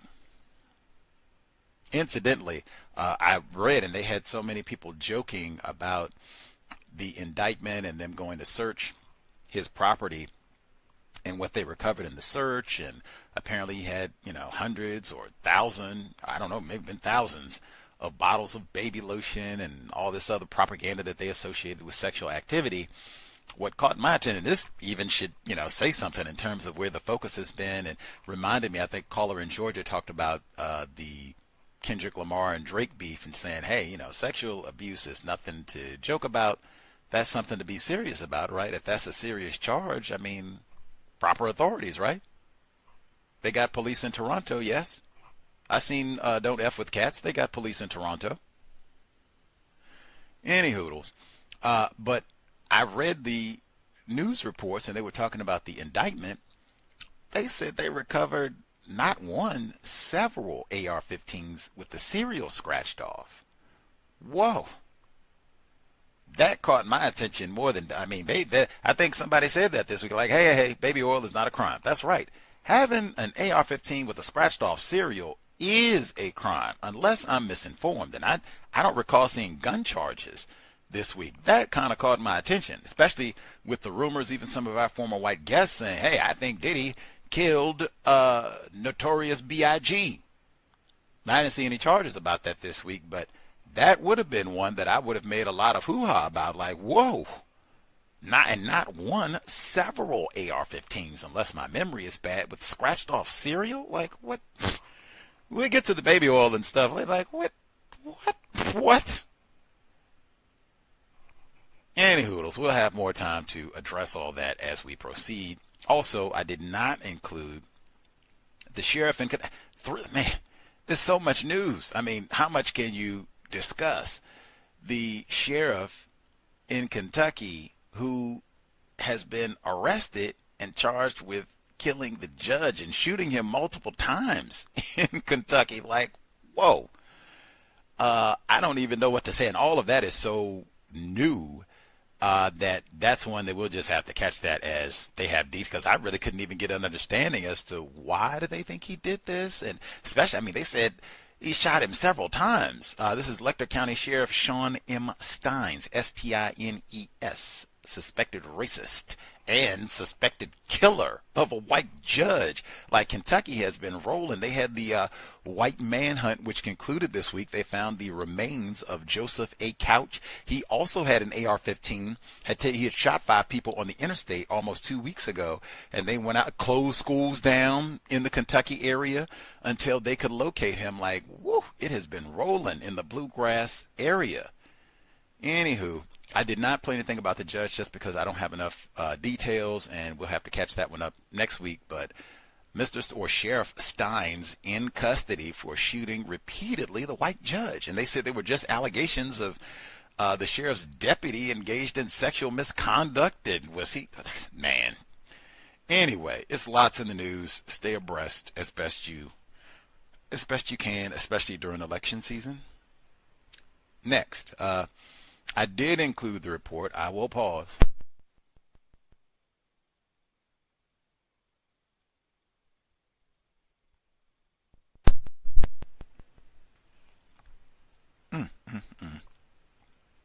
Wow. Just wow. My new love. Grapefruit smoothie. Wow, it is so good, I wouldn't even share. Wow. I'm moving my glass as though there was mythically someone else. It's like, wow, Gus T, let me know. Oh, can't share the grapefruit smoothie. You have to get your own. I think even the only reason I even tried the grapefruit smoothie They had an abundance. I think it might be peak grapefruit season, so they had an abundance of really big, ripe grapefruits. And so I got them. Now, I do like grapefruit, just eating it. But, hey, I could do a smoothie. I wonder if they have a grapefruit smoothie. And, of course, they have any kind of smoothie. Plus, you can make your own. But, of course, they have a grapefruit smoothie recipe. And it is amazing. You've got to try it. Wow. Wow. Even the abundance. I am in smoothie bliss. I just tried this grapefruit smoothie this week. So I could try. I wonder if they have a peach smoothie recipe. Of course they do. You can make your own. I find a recipe. I have all the ingredients needed for a peach smoothie. That will be tomorrow. Fresh fruits, can't emphasize enough. Fresh fruits, like if you have a blender, there's always ways that you can incorporate fresh fruits, seasonal fruits into your diet. And even the grapefruit smoothie, because I think it's great, but I do know some people, not a lot, but I do know some people who, hey, I do not like all that sweet, don't put all that banana and peach in my smoothie, I don't do all that sweetness. No problem.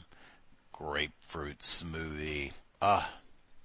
Amazing, not super sweet. Wow, what a way to consume grapefruit.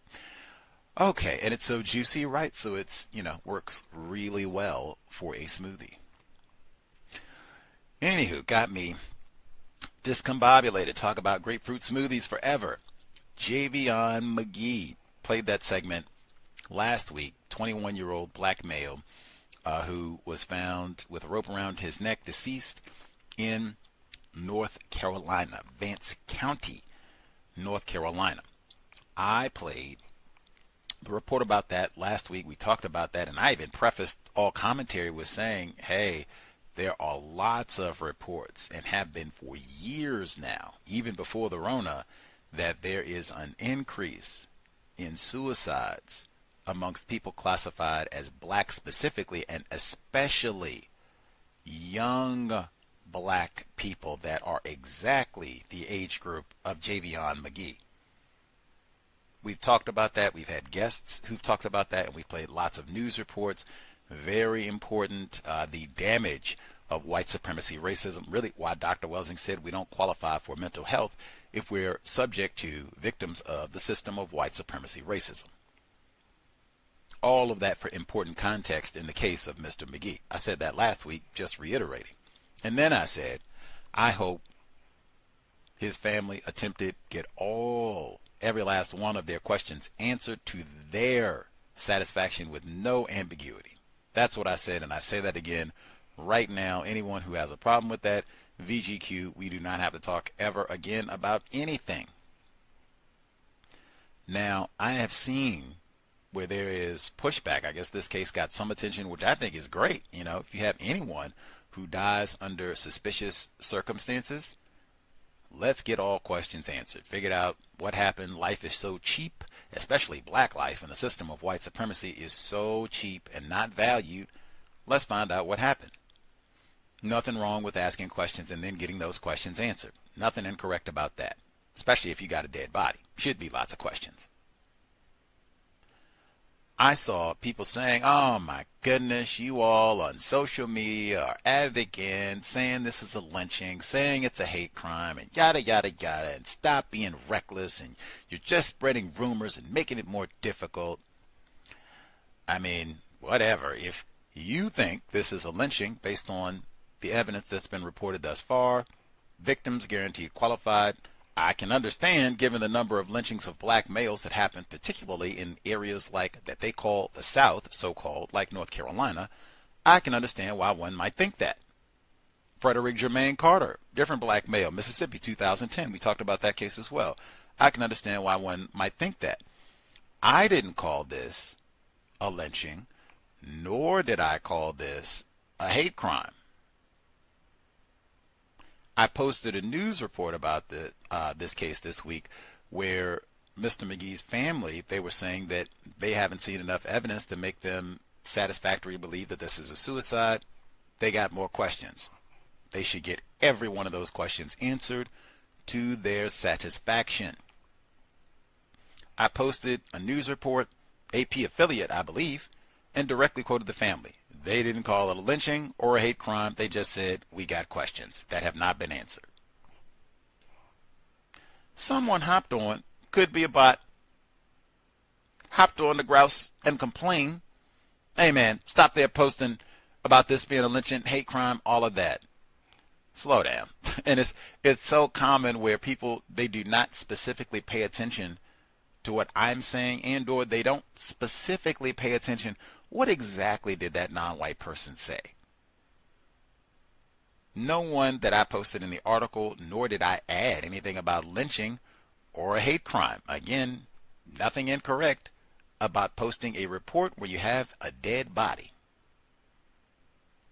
Get all questions answered. But I will say, I've noted there's a tendency, this person who did this, calling themselves correcting me, had the avatars paraphernalia associated with someone classified as black. I have noted that is an activity that we enjoy, sport enjoyed by all, correcting other black people. That should not be your job. I do not. You can check my record, literally. Remember, I guess, let me check my record. I do not, on air or social media, none of that. Private, off air, I do not. I am not, hey, I got to correct, you didn't get that, you didn't. No. It would have to be you called in on the program and made some sort of like egregious error, like saying Dr. Welsing authored the code book. That would be something like that. It can't just be I have a different viewpoint and I got to go call myself correcting you because we have a different opinion. And I've seen that. I'm not even going to pay attention to what you actually said. Did he actually say this was a lynching? No? Oh, well, I still got to correct it because this nigger doesn't know what he's talking about. The people who are doing the most incorrect are classified as white. If you are going to be the avenger, the corrector, start with the people classified as white. Next, books. We have a new book in the book club. I'm super excited. Andrea, I think that's how you say her name, Bluine, non-white female victim of racism, My Country, Africa. We've only read a little bit. Was fascinating. The portion that we read reminded me a lot of the other books that we've read specifically this year and throughout the years, but specifically this year, many of the same themes. Devontae Hart all over again on a totally different continent.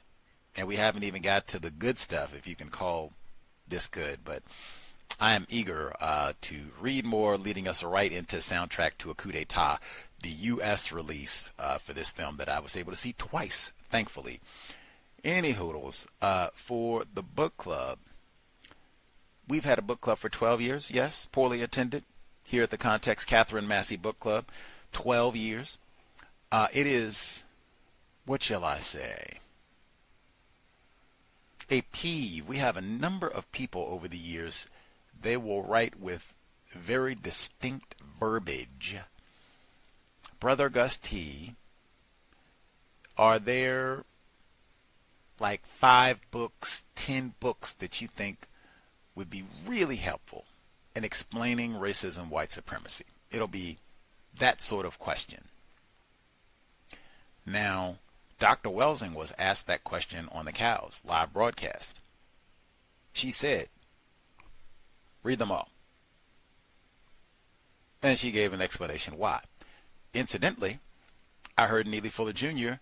give this exact same response. So having heard them both say the same thing, I didn't even invest any thought. Read them all.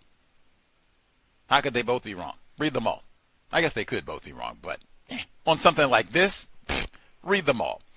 Now, having facilitated a poorly attended book club for 12 years, now I've had to think about this. People will ask, what are 10 books you would recommend to really understand racism.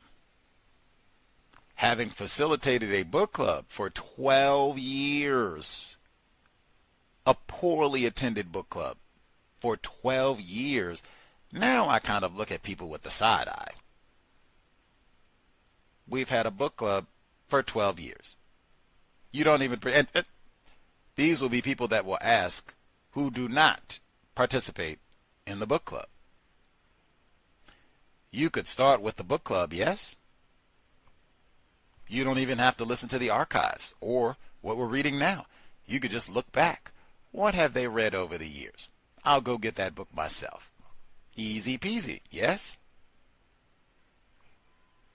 You could, if you listen to the cows, we mention books all the time. All the time. We have authors on the program all the time. More coming. Authors of new books, old books, all kinds of authors all the time. I was appalled. I can give you even two. These are, what shall I say, indistinct moments. We had someone, they were talking about Neely, giving a compliment, I will add, to Neely Fuller Jr. and saying, wow, that's so great. Like, have you met another author who will sit and talk to you for hours about their book? And I looked at them somewhat appalled and said, do you know who you're talking to?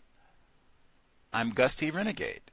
We interview authors. Do you know how many authors we've talked to for hours about their book? I just gave them like a short list of names. You remember Dr. Curry? Do you remember Dr. Welsing? Do you remember Dr. Cambon? Do you remember Dr. Rasayan? And I stopped there. I didn't even mention the people that were on the program this month or coming on the program this week. I just stopped right there like, what? What are you talking about? We had a different person. I posted a picture of my bookshelf.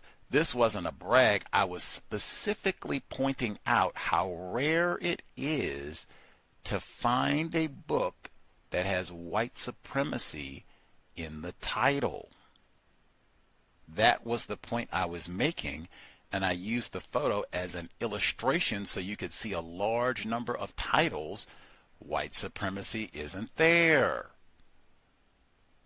Now, a person commented on this, oh man, you're just trying to brag. Now, how many of these books have you really read? Again, I looked appalled. Who are you talking to? We have over 2,000 programs. Most of them are authors.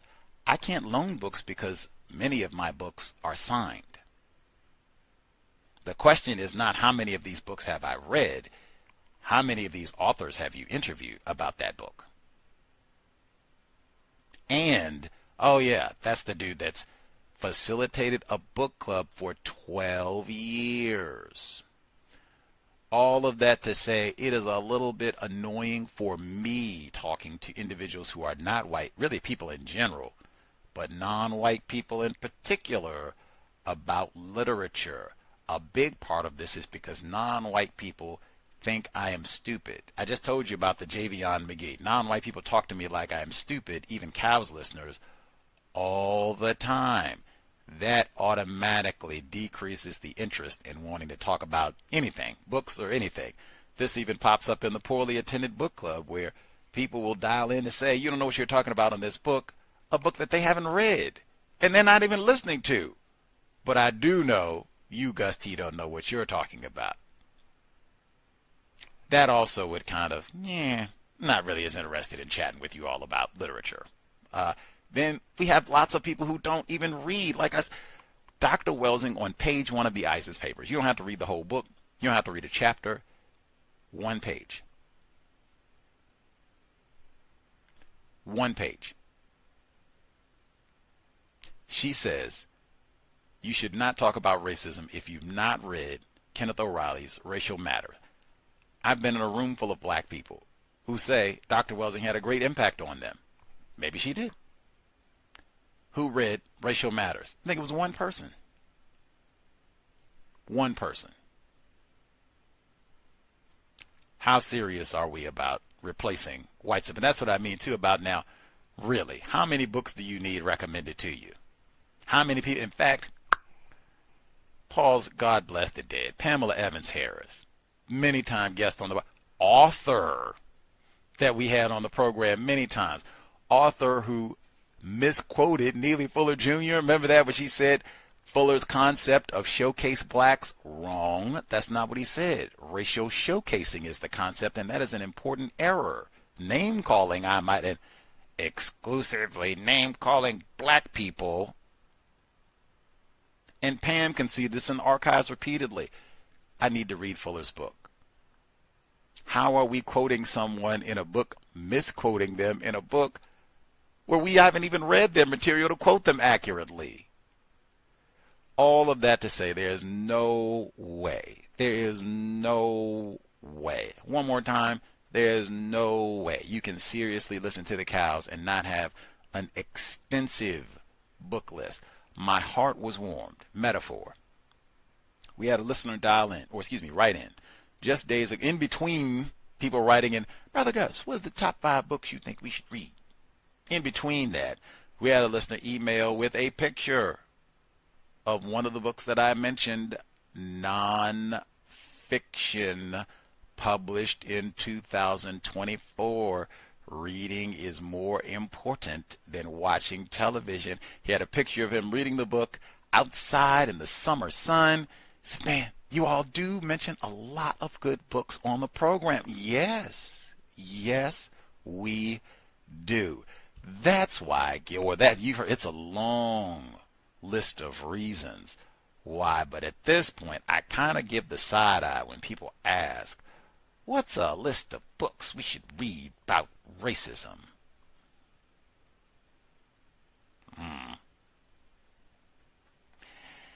Anyway, Catherine Massey Book Club, Thursday, 8 p.m. Eastern, 5 p.m. Pacific. Reading more important than watching television. That time I got fussed at by the black book owner publicly for sharing a link to a free download of a book written by a white man. That's why I say it's a long list of reasons, but the end of the day, I do not enjoy talking about literature with black people, non-white people, white people. Man. And to be surrounded by lots of people who don't even read now. We just watch YouTube and Netflix. Woo, wacky. Next, did I mention, man, I'm finally starting to heal. Did you hear me? I got through all of that. I didn't even mention the man in the high castle. I'm going to take a sip of my smoothie on that one.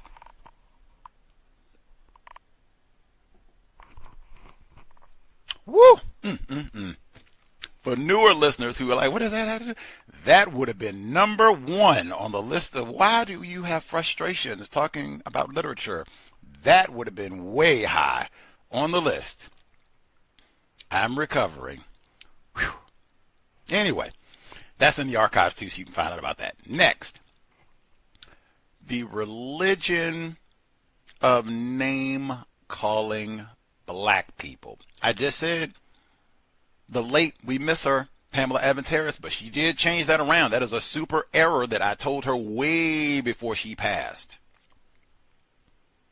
Ain't no such thing in terms of Neely Fuller Jr.'s concept of showcase blacks. Now, if you want to make that yours, own it. But Mr. Fuller didn't say nothing about that. Name calling exclusively black people. If that's what you are about, do not contact Gus T. Renegade. There's no reason to contact me to name call other black people. There's no reason to be listening to the cows, following me on social media, reaching out for nothing. If you're just going to sit around and name call other black people, and really, I would say the same thing. Dr. Welsing, that's what you got from reading the ISIS papers, that you need to sit around and call a black person a coon? Come on, man. I would say the same thing for Neely Fuller Jr. That's what you got. That's the end result of all of this. We need to find some black people to call a coon. Nah. Do not waste my time and energy. I am about replacing white supremacy with justice. If you are about name calling people who are classified as black for whatever the reason, victims guaranteed qualified, but you should at least know the concept of minimizing conflict. That's what I am about. And some of this is self-serving, because once I see you are in a habit of coon this and coon that and coon this and coon that, it's just a matter of time. And it might be short time, like 5 seconds. Gus is going to be a coon. So to forestall all of that, we don't need to talk about nothing. Same thing goes for bragging about being black, bragging about being born in this part of the world. Same thing. Victims guarantee. Qualified, absolutely. If that's, you think those are important things to do and to broadcast and to talk about, right on. That has nothing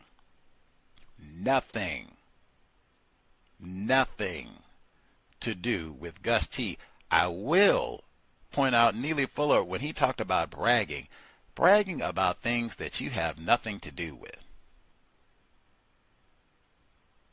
Bragging about being born in this part of the world, I could see maybe,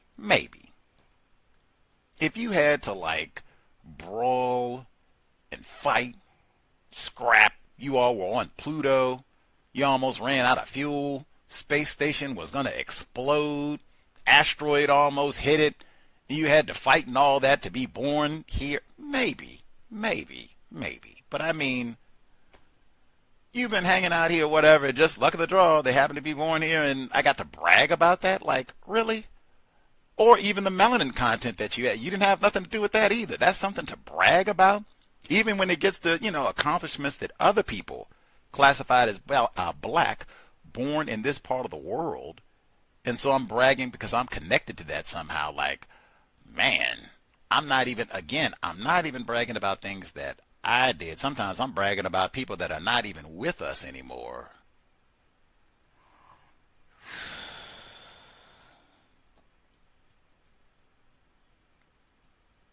I know even an old lame, brain-damaged tackle football man, they generally do not do a whole lot of, man, we won that championship back in 1955. Hey. Don't be talking about no old-timey, y'all been lame and lost every game for the last 10 seasons. Get on out of here, man. That's generally the way that they talk about it in tackle football, not going around and bragging about jerseys from 50, 60, 70 years ago that you pulled out of the mothballs that nobody even remembers. That's generally not the way it goes in tackle football, but whatever. Victims guaranteed. The main point is I'm making that distinction consistently. I don't have anything to do with that. Do not come associating me with anything about bragging about being black or about bragging. I got to really place importance on the fact that I was born in this part of the world. Context of white supremacy has nothing to do with any of that. And if I could ask a question, I would like to know, what is the constructive value? It's 2025. What is the constructive value of discussing reparations for racism, white supremacy on a daily, weekly basis amongst people classified as black? If they could give me a pithy answer, because I've seen that dialogue for years and years and years, and that's gone on for decades. At this juncture, what is the constructive dialogue?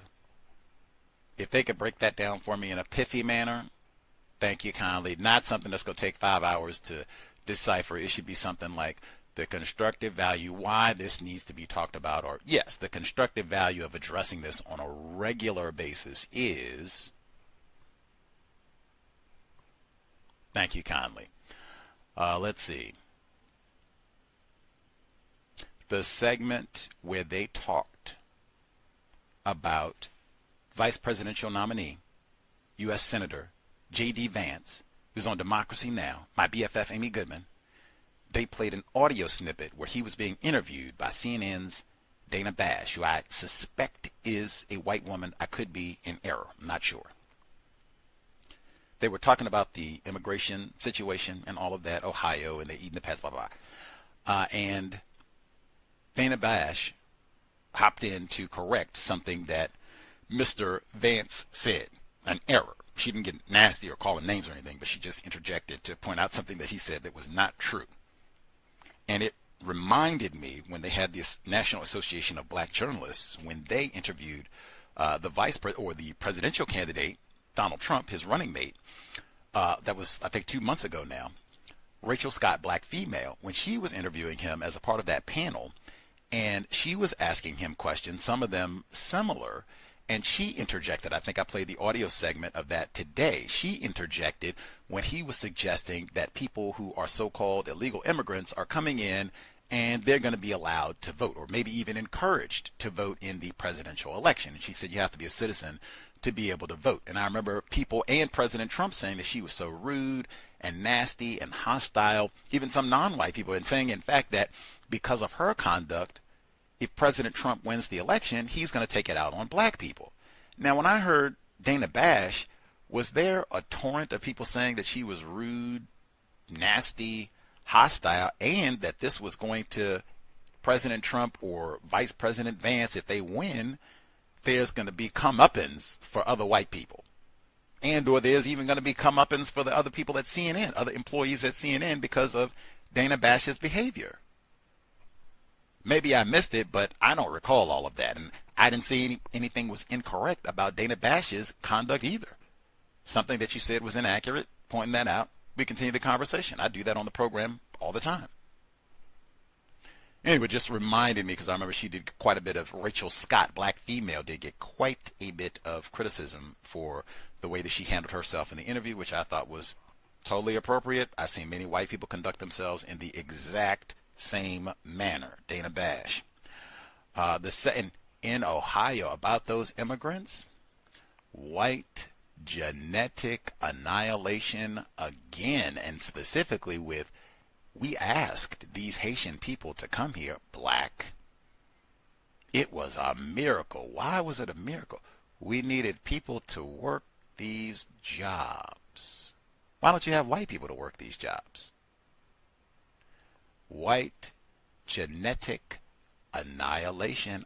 And we've heard this now in lots of U.S. places where it's, we don't even have people to work the jobs. We're going to have to beg. Can we get some of these Haitian people and some of these other boat people to come in here? And please, we got to get doctors and somebody at the chicken plant. And oh my God, what are we going to do? What are we going to do? We'll pay you to have babies.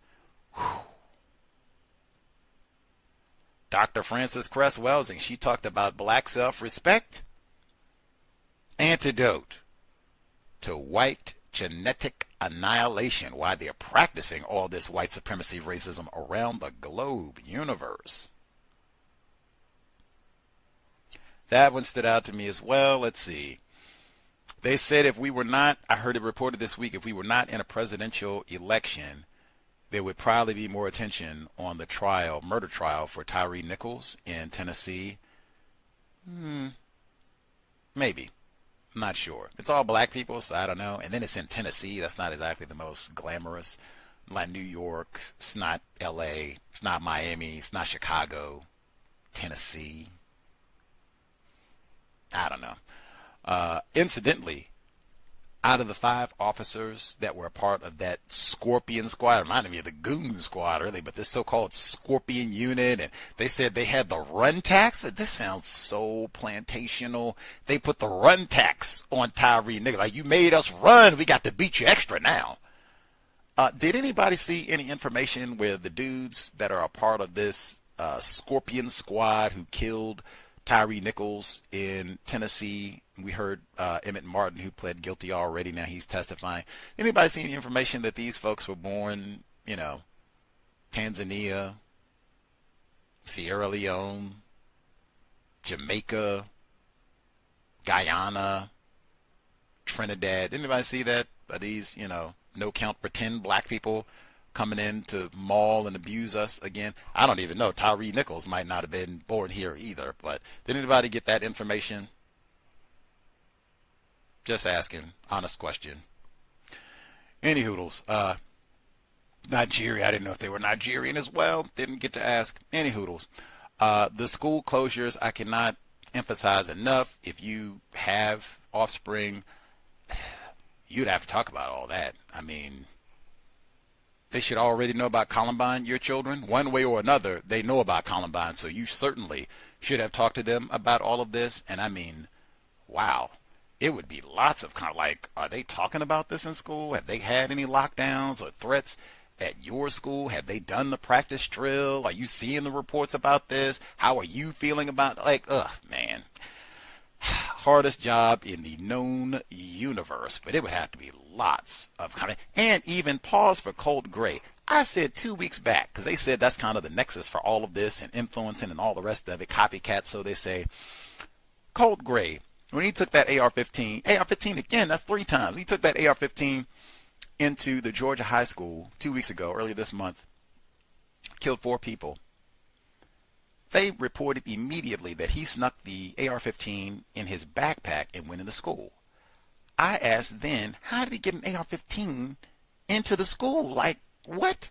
Like, what kind of backpack do you have that you can get an AR-15 and nobody? Whoa, Colt 45, what you got protruding there? What's going on there? You got a project or something? I thought this, and someone said who had more firearms expertise than myself, that you can break down an AR-15 rather quickly. I went back and looked at some of the news reports, and they specified the model of AR-15 that Colt 45 Gray used this month could not, N-O-T, not be broken down. So I'm back to which I think they did too in the article. How did he get this weapon into the school? You're telling me again, what type of backpack did he have? Let me see the backpack. Let me see the backpack, and let me see the video of him going into the school with this in his backpack, and then he just goes and pulls it out, and I'm ready to rumble. Like, what in the, man, that's another one. Now, if this had been Leroy, same school, no metal detectors apparently, same school. He had an AR-15 stick. Did they just, oh man, that's a special looking umbrella. Well, right on, Colt 45. You have a blessed day. You had to tell me something, man. I've never seen an umbrella look like an AR-15. I thought that immediately, and I didn't get the extra detail that the specific type of AR-15 that he had, that model could not be broken down. How did he get this in the school? Even where did he store it? Like, Jesus Christ, like what? Come on. You had to tell me. And again, so could Leroy do all that? Lots you have to talk to your chick, because apparently if you're a wife, like, woo, the world is your oyster. I'm free, white, 14. Walk through metal detector with an AR-15 grenade launcher and a bazooka. They don't even bat an eyelash. Why? I'm white.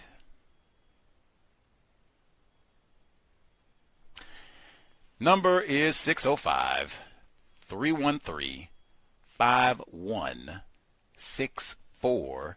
The code 564943 pound. Press star 61 if you would like to participate. Let's see. Folks who dialed in, hand up. You have commentary to share. Proceed. Lauren should be with us. We'll nab other hands. Evening, sir. Can you hear me? Yes, ma'am. Okay. Thanks for allowing me to speak, and evening, everyone. I just had a couple of comments about the segments that we heard. The segment where they were talking about Maxwell Anderson wanting to split, have 2 different trials. He wants to, break the arson off from the homicide charge and the mutilating a corpse charge. Number one, I thought it was interesting they did not charge him with murder. And when the lady was talking about Sade Robinson and what happened, she said the killing of Sadie Robinson. She mispronounced her name. I don't know. They've been having a lot of segments, newscasts about this crime. I just think the person talking to the news cameras about this incident should know how to say her name. I don't know if that was done on purpose or not. Then the next one where they were talking about Donald Trump. and they said it's an old conspiracy theory, and they called it the Great Replacement Theory. And I've been hearing this for the last couple of years. I guess I don't expect white people to say white genetic annihilation. I don't know what I think about that phrase, Great Replacement Theory. Yeah, if white people interact with other people the way the rest of the people on the planet interact with one another, they'll cease to exist. I guess maybe they call it great because white people are supposed to be great. I don't know. And also there was a question asked in that segment when they were, talking about their Great Replacement Theory. They said elites are bringing people in from other countries to dilute their votes. I don't know who the elites are, what they look like. And then the question was asked, have these claims been, I think they said, connected to violence? And it's just, all questions are valid. But white people are super violent, and they are really violent when they're, concerned about being replaced by non-white people. That's what gets them to be the most violent, I would say. I don't know. I guess I have to think about it. Let me see. When they were talking about the immigrants in Springfield, Ohio,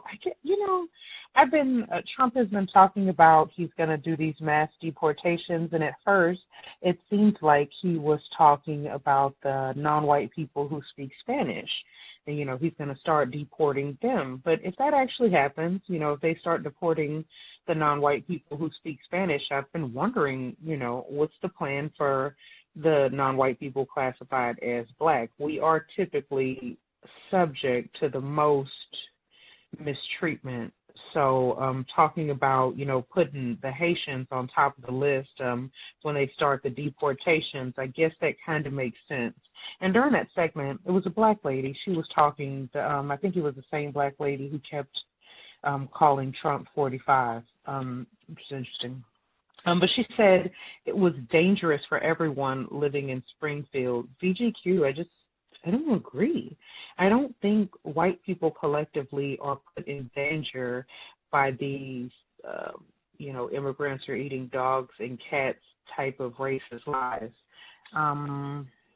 Let me see. There was another segment, the one where they were talking about the second alleged assassination attempt on Trump.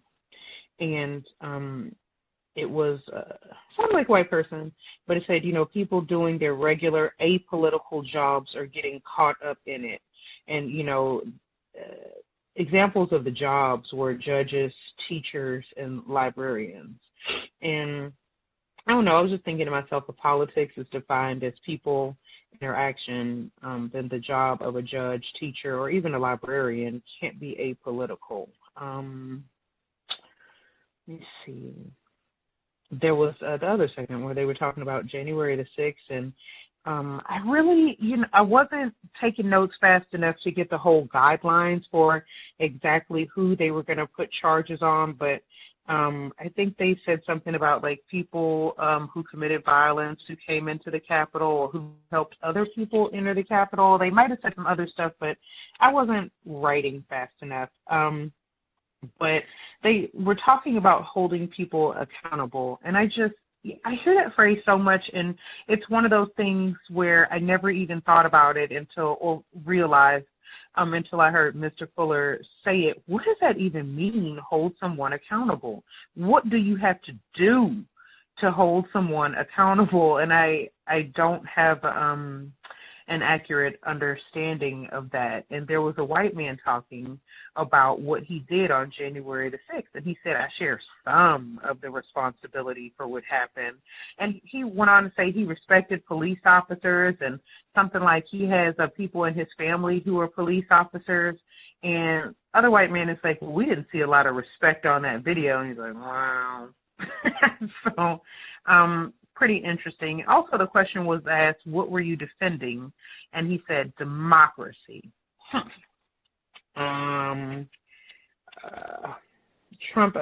Donald Trump said nobody was killed on January the 6th. That's obviously a lie. And it's so interesting. It's a really interesting thing to lie about, because he talks about Ashley Babbitt. I've heard him discuss her on more than one occasion. So I don't know what that means. Did he forget about Ashley Babbitt? I think he called her a martyr or something like that before. Let me see. Oh, and that same white man, I think it was the same one from earlier.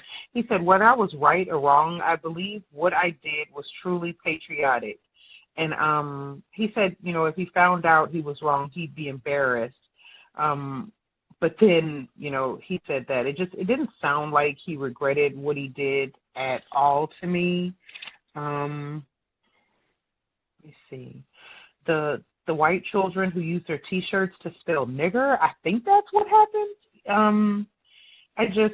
The responses to it, white lady, she said the actions of 6 kids doesn't define the community. Then it sounded like a white man. He said, he thought it was just a few students that made a stupid decision, something like that. White people, they say the same sorts of things every time someone is caught practicing racism. And then in Summit County, the 2 students who made the social media post about they were referencing slavery. If we were black, we'd be picking cotton. Since we're not, we're picking you for homecoming, or HOCO. That's what they called it. Their response, they said the students' values contradicts the values of whatever high school it was. And I just thought, that's interesting. White people, they do the same thing all the time. I guess that's what codification is. You do what works. And, hey, it's been working the whole time. So they'll say that. Hey, what they did, does not line up with our values, or they'll say it was a joke. They do that all the time, and that seems to work. You bring up The Man in the High Castle all the time. I would like to say I like that book. I thought it was interesting, so, just one of the people who participated in the book club like that book does. And that's all I have for right now. If you want to give us some ingredients on those smoothies, that might be appreciated. Thanks.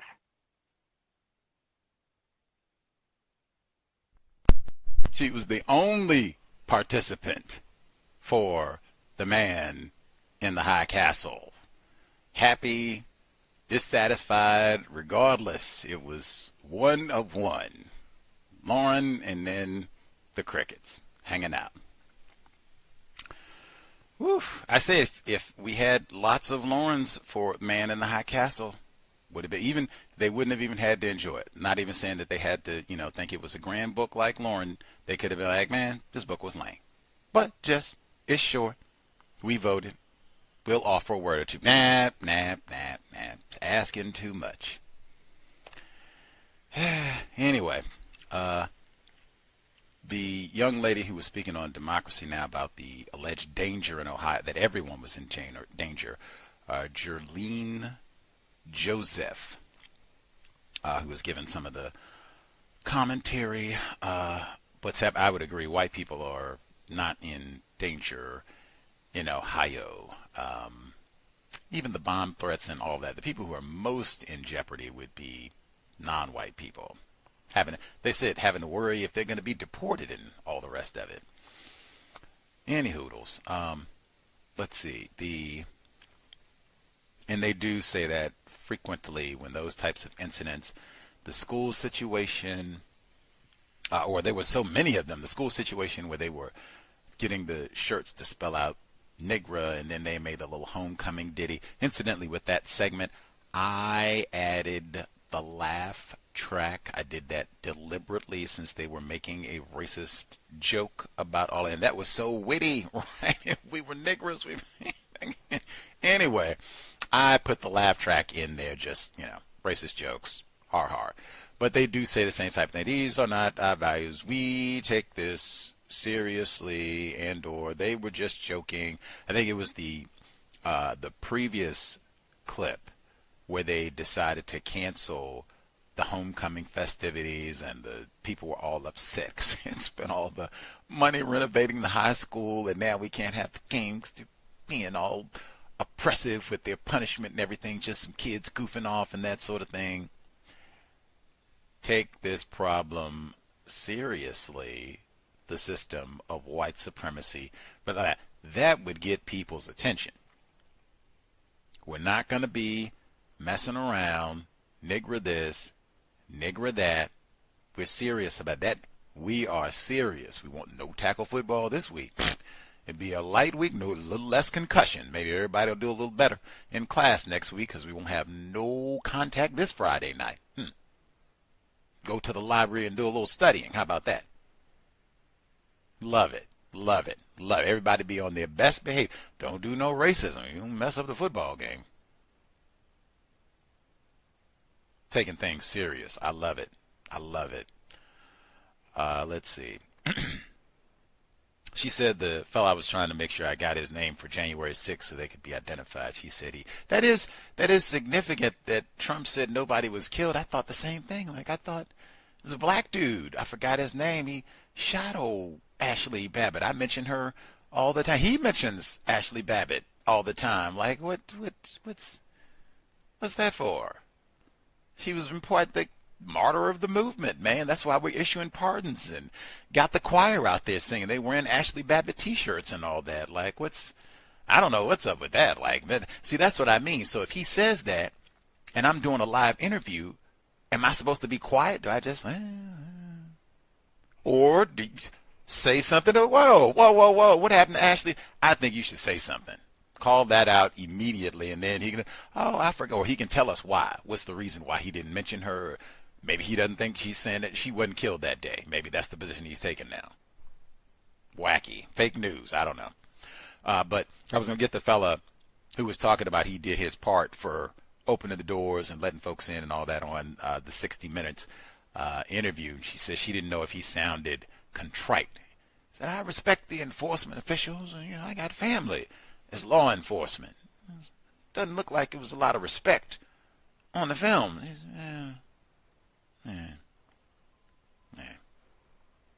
We read Standing My Ground. You talked about they put the WD-40. Remember, he sprayed in the nostrils, and they bear maced him, and all the rest of it, going in and urinating in the Capitol. Catherine Massey Book Club. Man, they have so many books on January 6th. That would be a whole, because that's probably going to be an event that'll be mentioned forever, at least for the next 25 years or so. That should be one. Hey, grab 2-3 of those, pick those out. White supremacy, racism, you already know that's going to be mentioned. And Ashley Babbitt and the zip ties and the pistachios. So nab a few of those. They might be of note as we continue to try to produce justice. Let's see. We'll give folks 2 minutes. Number 605-313-5164. The code 564-943#. Press *61 if you would like to participate. I mentioned brain damage tackle football. We did have that segment at the beginning. I didn't even think. Climate change. Does that make tackle football more dangerous? Eep. I had forgotten. I remember when I was growing up, that was the danger associated with football, was you're out there, it's hot, especially in the summertime when they're doing the lead up to the season and all. It's so hot.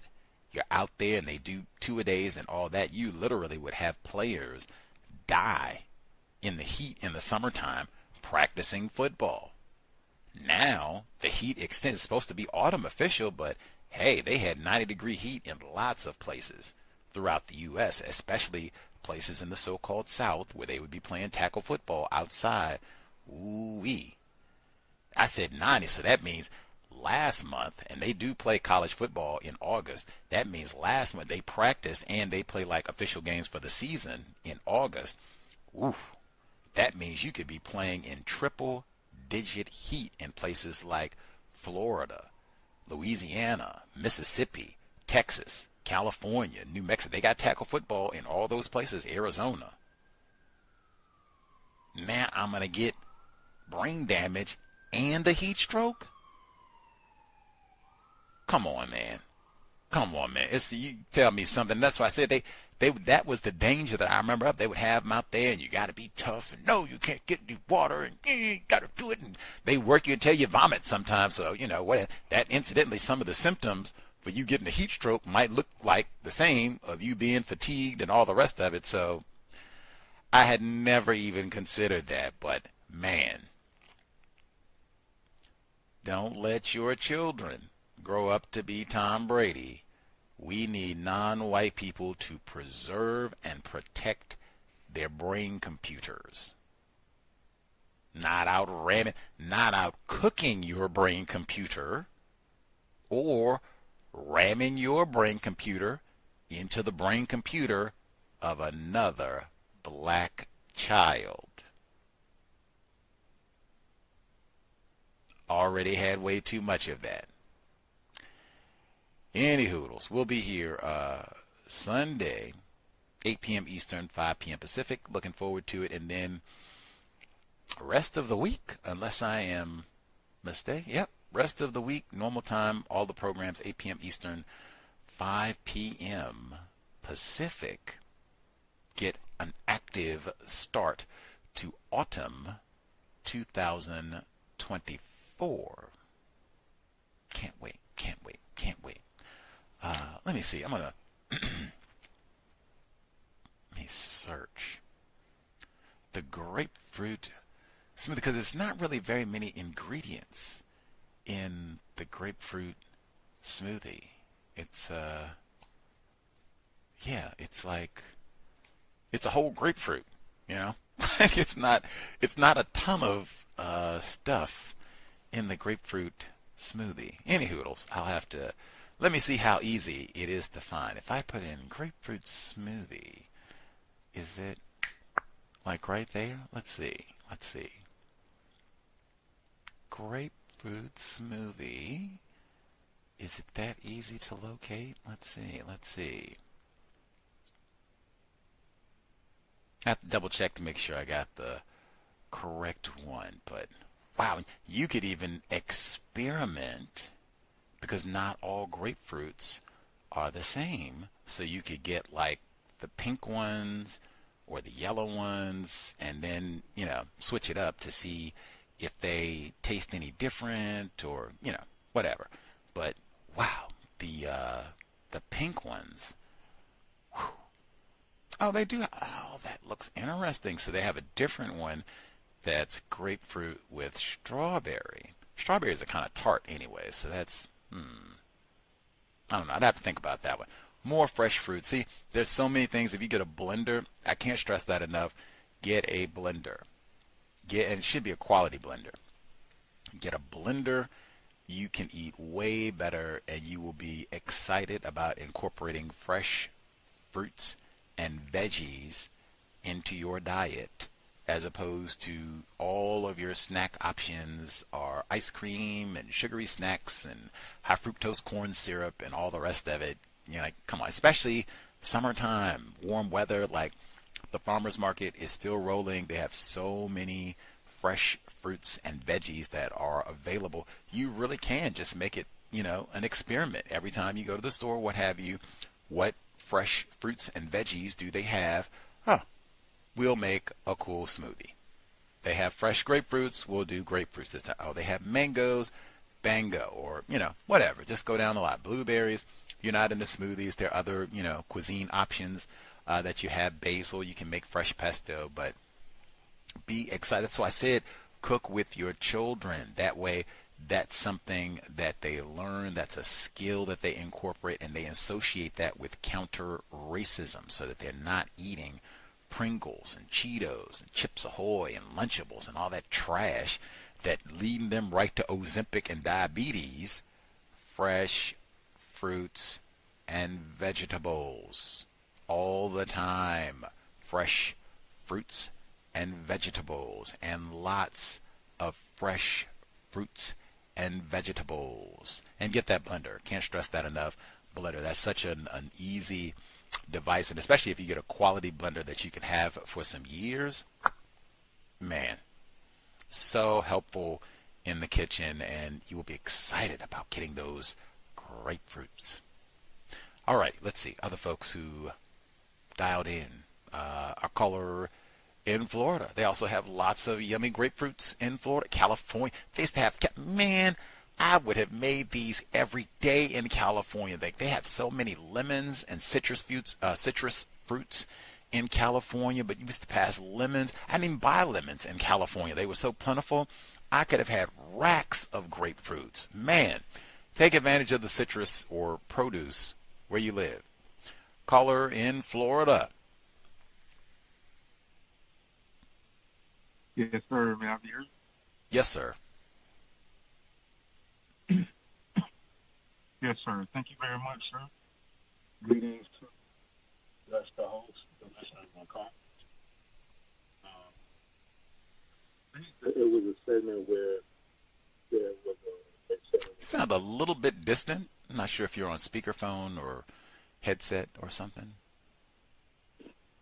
Oh, sorry about that.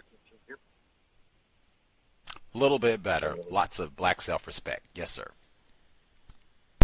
Yes, sir. Yes, sir.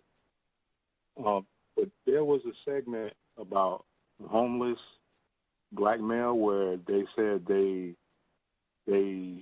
took some of his body parts or something like that, and they sent them to different states or different locations, and it sounded like he didn't give approval for that, I guess, before he passed away, and it looks like he was a part of the military, and I hadn't really heard of that going on too much myself.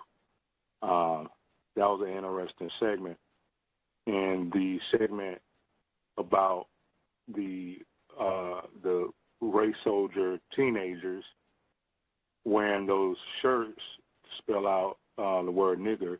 Felt strongly I agree where the white people that they interview or they speak to on the segments where they'll say, well, you know, these 5 or 6 or 12, and it's like they'll list a number like that where they'll say they don't represent this neighborhood or this town, and I noticed also they still they definitely seem to not want to call them racist or anything.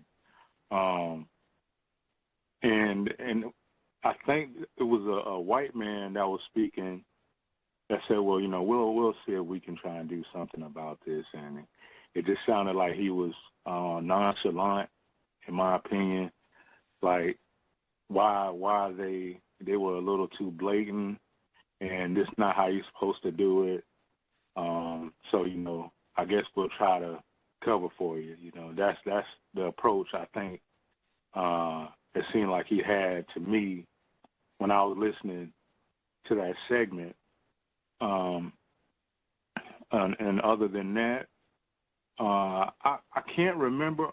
There was a report where they said a sheriff posted an image of a teenager that had threatened to shoot at one of the schools. I couldn't remember where it was. Maybe it was somewhere down here. I'll have to look that one up.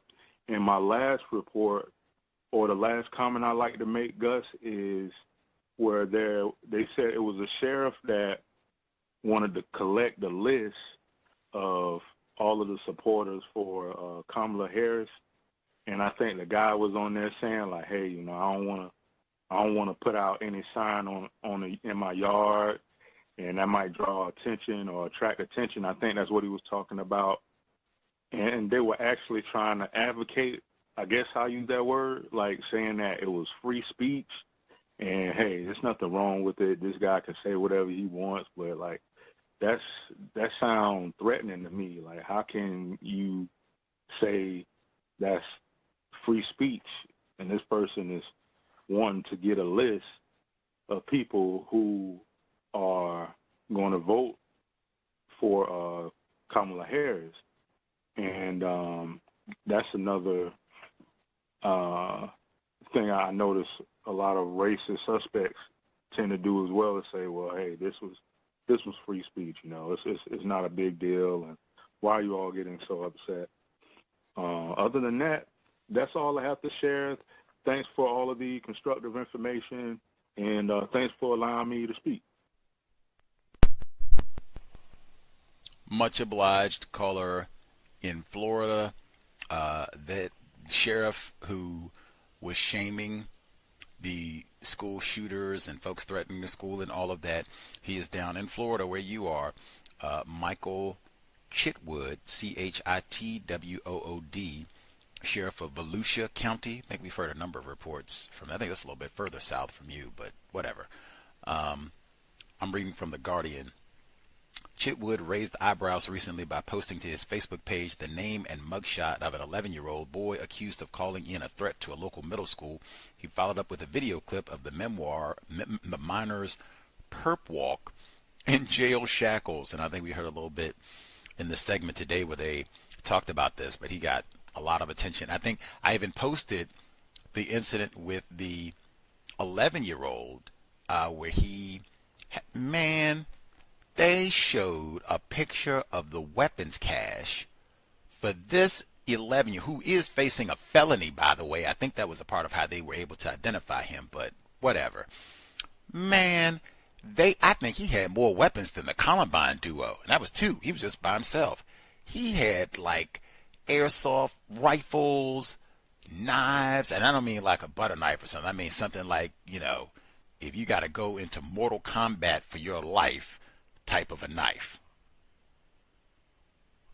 Army, you know, lance. I might have to get in a knife battle and kill 6 people. I mean, something, that type of a knife. Oh, my machete. It was, I think he even had bombs. Like, oh my God, the Columbine of it all. Turner Diaries of it all. Anarchist Cookbook of it all. At 11, that's the same thing. Like, Jesus Christ, his parents locked him up right now. How did you accumulate all of this at 11? Nobody, same thing we said with Columbine. Nobody ever, I know at 11, my mom was in my room all the time. I mean, it was so much stuff.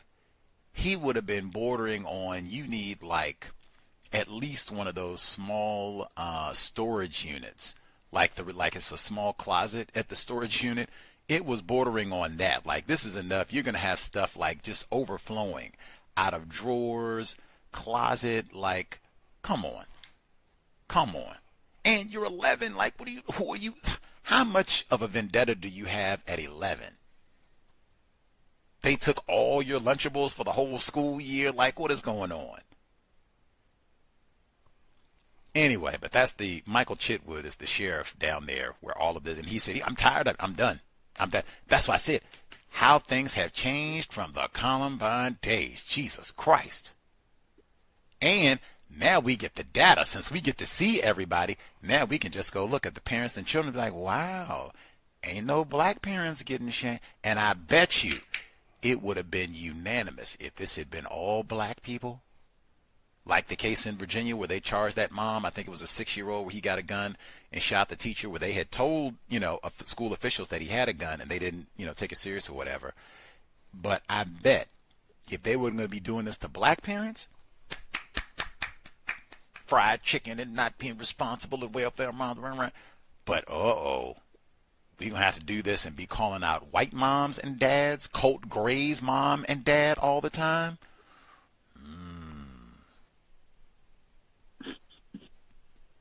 I love it. We could have got Klebold and the Harrises. We could have got them in advance because they had the pipe bombs and all that. We could have got them in advance. Walk of shame out in Colorado. I love it. I told y'all that's what I'd be talking to my children about. Like, man, I'm going to be an attempted parent. Like, oh my God, this is what they got all across the country? Whew. You have to look at that homeschool thing again. Let's see. He said, caller in Florida, he also made a comment about, or I guess one, I'm going to back all the way up. Lauren, she had asked about the fella seeming insincere because he said, you know, I respect law enforcement. That was white man suspected race soldier Jared Hughes was saying, hey, you know, I got law enforcement in my family. It don't look like no respect for law enforcement on the video.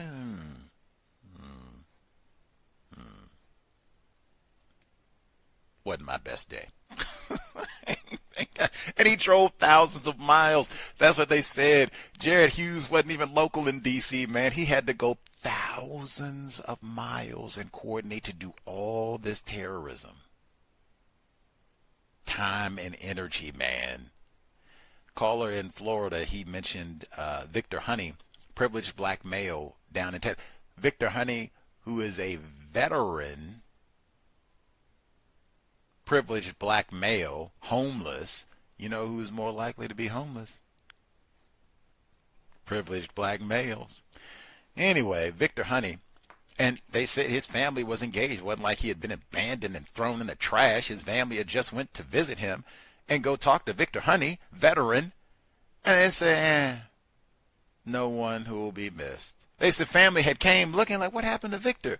Does anybody know where Victor is? And they just shipped old Victor's body part. They had one of the interviews, and they said specifically, they said, it's just an old homeless black man. Nobody who will be missed. And shipped his old body. Boop, boop, boop, boop. Haven't we read this before?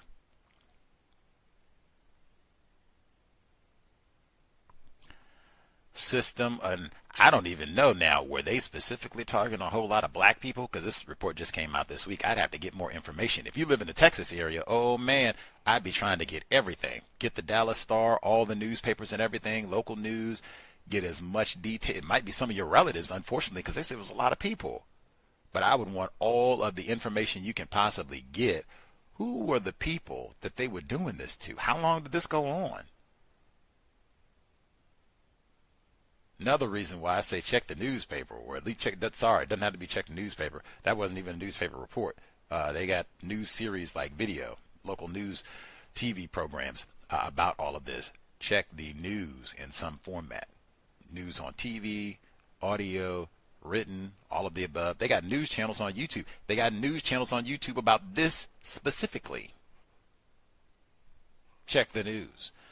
And then the list of addresses. I'm so glad the caller in Florida mentioned that, because election season, I said that is the season of anti-blackness.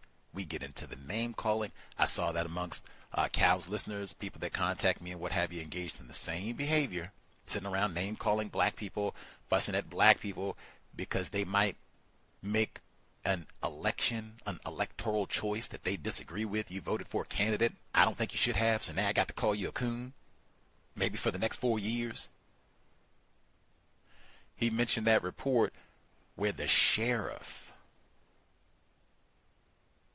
not some random homeless one-tooth white person, the sheriff was talking about publicizing the addresses of people who had Kamala Harris signs in their lawn. That right then, I could have picked a lot of things, but just that right there. When you have people who talk about, you know, I'm upset because black people don't vote, or I'm upset because I don't like how you voted, man, the people who are most to blame are classified as white. In this sort of environment, if I'm black and I don't want to vote, I can see why that might be the case. They had talked about that before. We've had guests on who talked about where they put big billboards up where dark people live. Talking about you'll get 5 years in prison for voter fraud. Try and intimidate people who might have, you know, if they got a case or something like that. Like, whoa, whoa, whoa, I'm going to get in trouble if I try to go down. I'm not going to fool around with that. There might be lots of reasons why, as a black person, I'm good. Or I just don't have time. I got to work. I got 2 jobs. I got to go get my children. I don't have child care. I don't have time to be going down and fooling with Kamala and Joe Biden. What they messing around with? It could be lots of real. Or I do vote and you just don't like who the person that I voted for. VGQ? You got to call me a coon because you don't like who I picked? In this environment where white people are talking about, I don't like who you pick, so we're going to publicize your address. And that's my, and say, that's my freedom of speech. To publicize my address because you don't like that I got a Kamala Harris? Freedom of speech, man.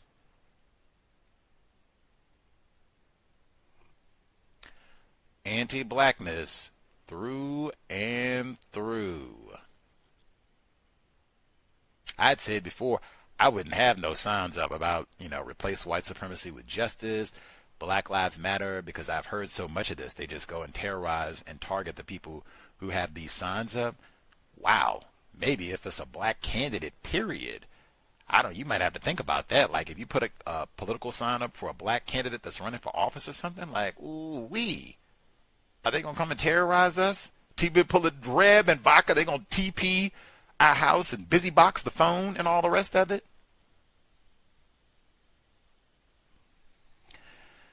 What does it mean to be white? Anybody commentary on Diddy? Anything else they need to get in before we wrap things up? I have a question. What's a busy box? Oh, man, the good old Columbine days where Reb, he said you go and you get the phone box so that when they pick up, it's busy. And then when somebody dials, it's busy.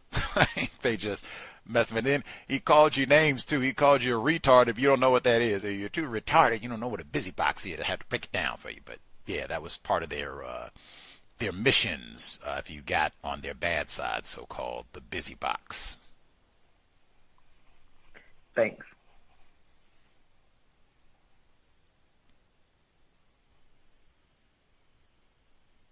No comment. I said we'll have lots more time, lots more details for Diddy as we get to the trial and all the rest of it. Again, I thought you can, double check, make sure I'm not, giving out fabrications and such. They said he had an AR-15 with several, not one, plural AR-15s with a scratched off serial number. Man, wow. What are you doing with that? What's that for? Wow. More details to come. Check the news. Really, if you have children, though, more important than the Diddy situation, although that would be an opportunity to talk about sexual abuse, rape, all of that, and how rampant that is, but all of the school violence and shootings and closings and lockdowns. Lots of questions about their health, safety, what's happening at their school, even their other classmates. Are their, children bringing weapons to school? Are they talking about this? And are they talking about Columbine and the school shoot Parkland and Sandy Hook and that sort of thing? Like, what are they talking about? Like, it would be lots and lots. That's why I said I wouldn't have my child going to a white person's residence. That just could not happen. And because of that 11-year-old, and they gave his name too, I posted it on social media as well, that 11-year-old that's got that felony arrest, felony arrest now, all of those weapons, do you want your child going to a white person's house and they got their torture, Sade Robinson, all of their weapons and torture and what have you? You got offspring, you have the toughest job in the known universe. No question. Anyway, good catch, Lauren, with the mispronunciation of Sade Robinson, because, I don't really think that's for us too. Hey, I struggle with some pronunciations. Can barely get Gus out, but I don't think Sade is that. 2 syllables? That's right at my limit, 2 syllables. Sade, there are lots of Sade, the great musician, non-white victim of racism. Cherish the day. You've heard Sade before, I suspect. Like, get it together, man. At minimum, be a professional. If you can get Max Anderson correct, Sade Robinson. Any hoodles, we will be here for Saturday, 8 p.m. Eastern, 5 p.m. Pacific. School shootings, Columbine. Looking forward to it for Sunday. And as I said, every day with the exception of Monday. I guess that's for tackle football. Is that for tackle football? How did that work? It must, or I guess it can't be tackle football, because if that were the case, we wouldn't have a program tomorrow. But I don't know. So I guess if you need a break to go enjoy tackle football for Monday evening, you got that. But other than that, we are rolling for the autumn equinox starting tomorrow, and then we'll be on every day except for Monday, Sunday, Tuesday, Wednesday, Thursday, Friday, and next Saturday. Guests aplenty. Same time, 8 p.m. Eastern, 5 p.m. Pacific. Tell folks stay tuned. Look, and timely. I cannot believe it. The school shootings and all of that right on time, starting tomorrow, 8 p.m. Eastern, 5 p.m. Pacific. If you have, I guess I could give out I got distracted. I got back to the main point. We're supposed to be talking about racism, white supremacy activities, and got sidetracked from. Now, how easy is it to locate the grapefruit smoothie? Let's see.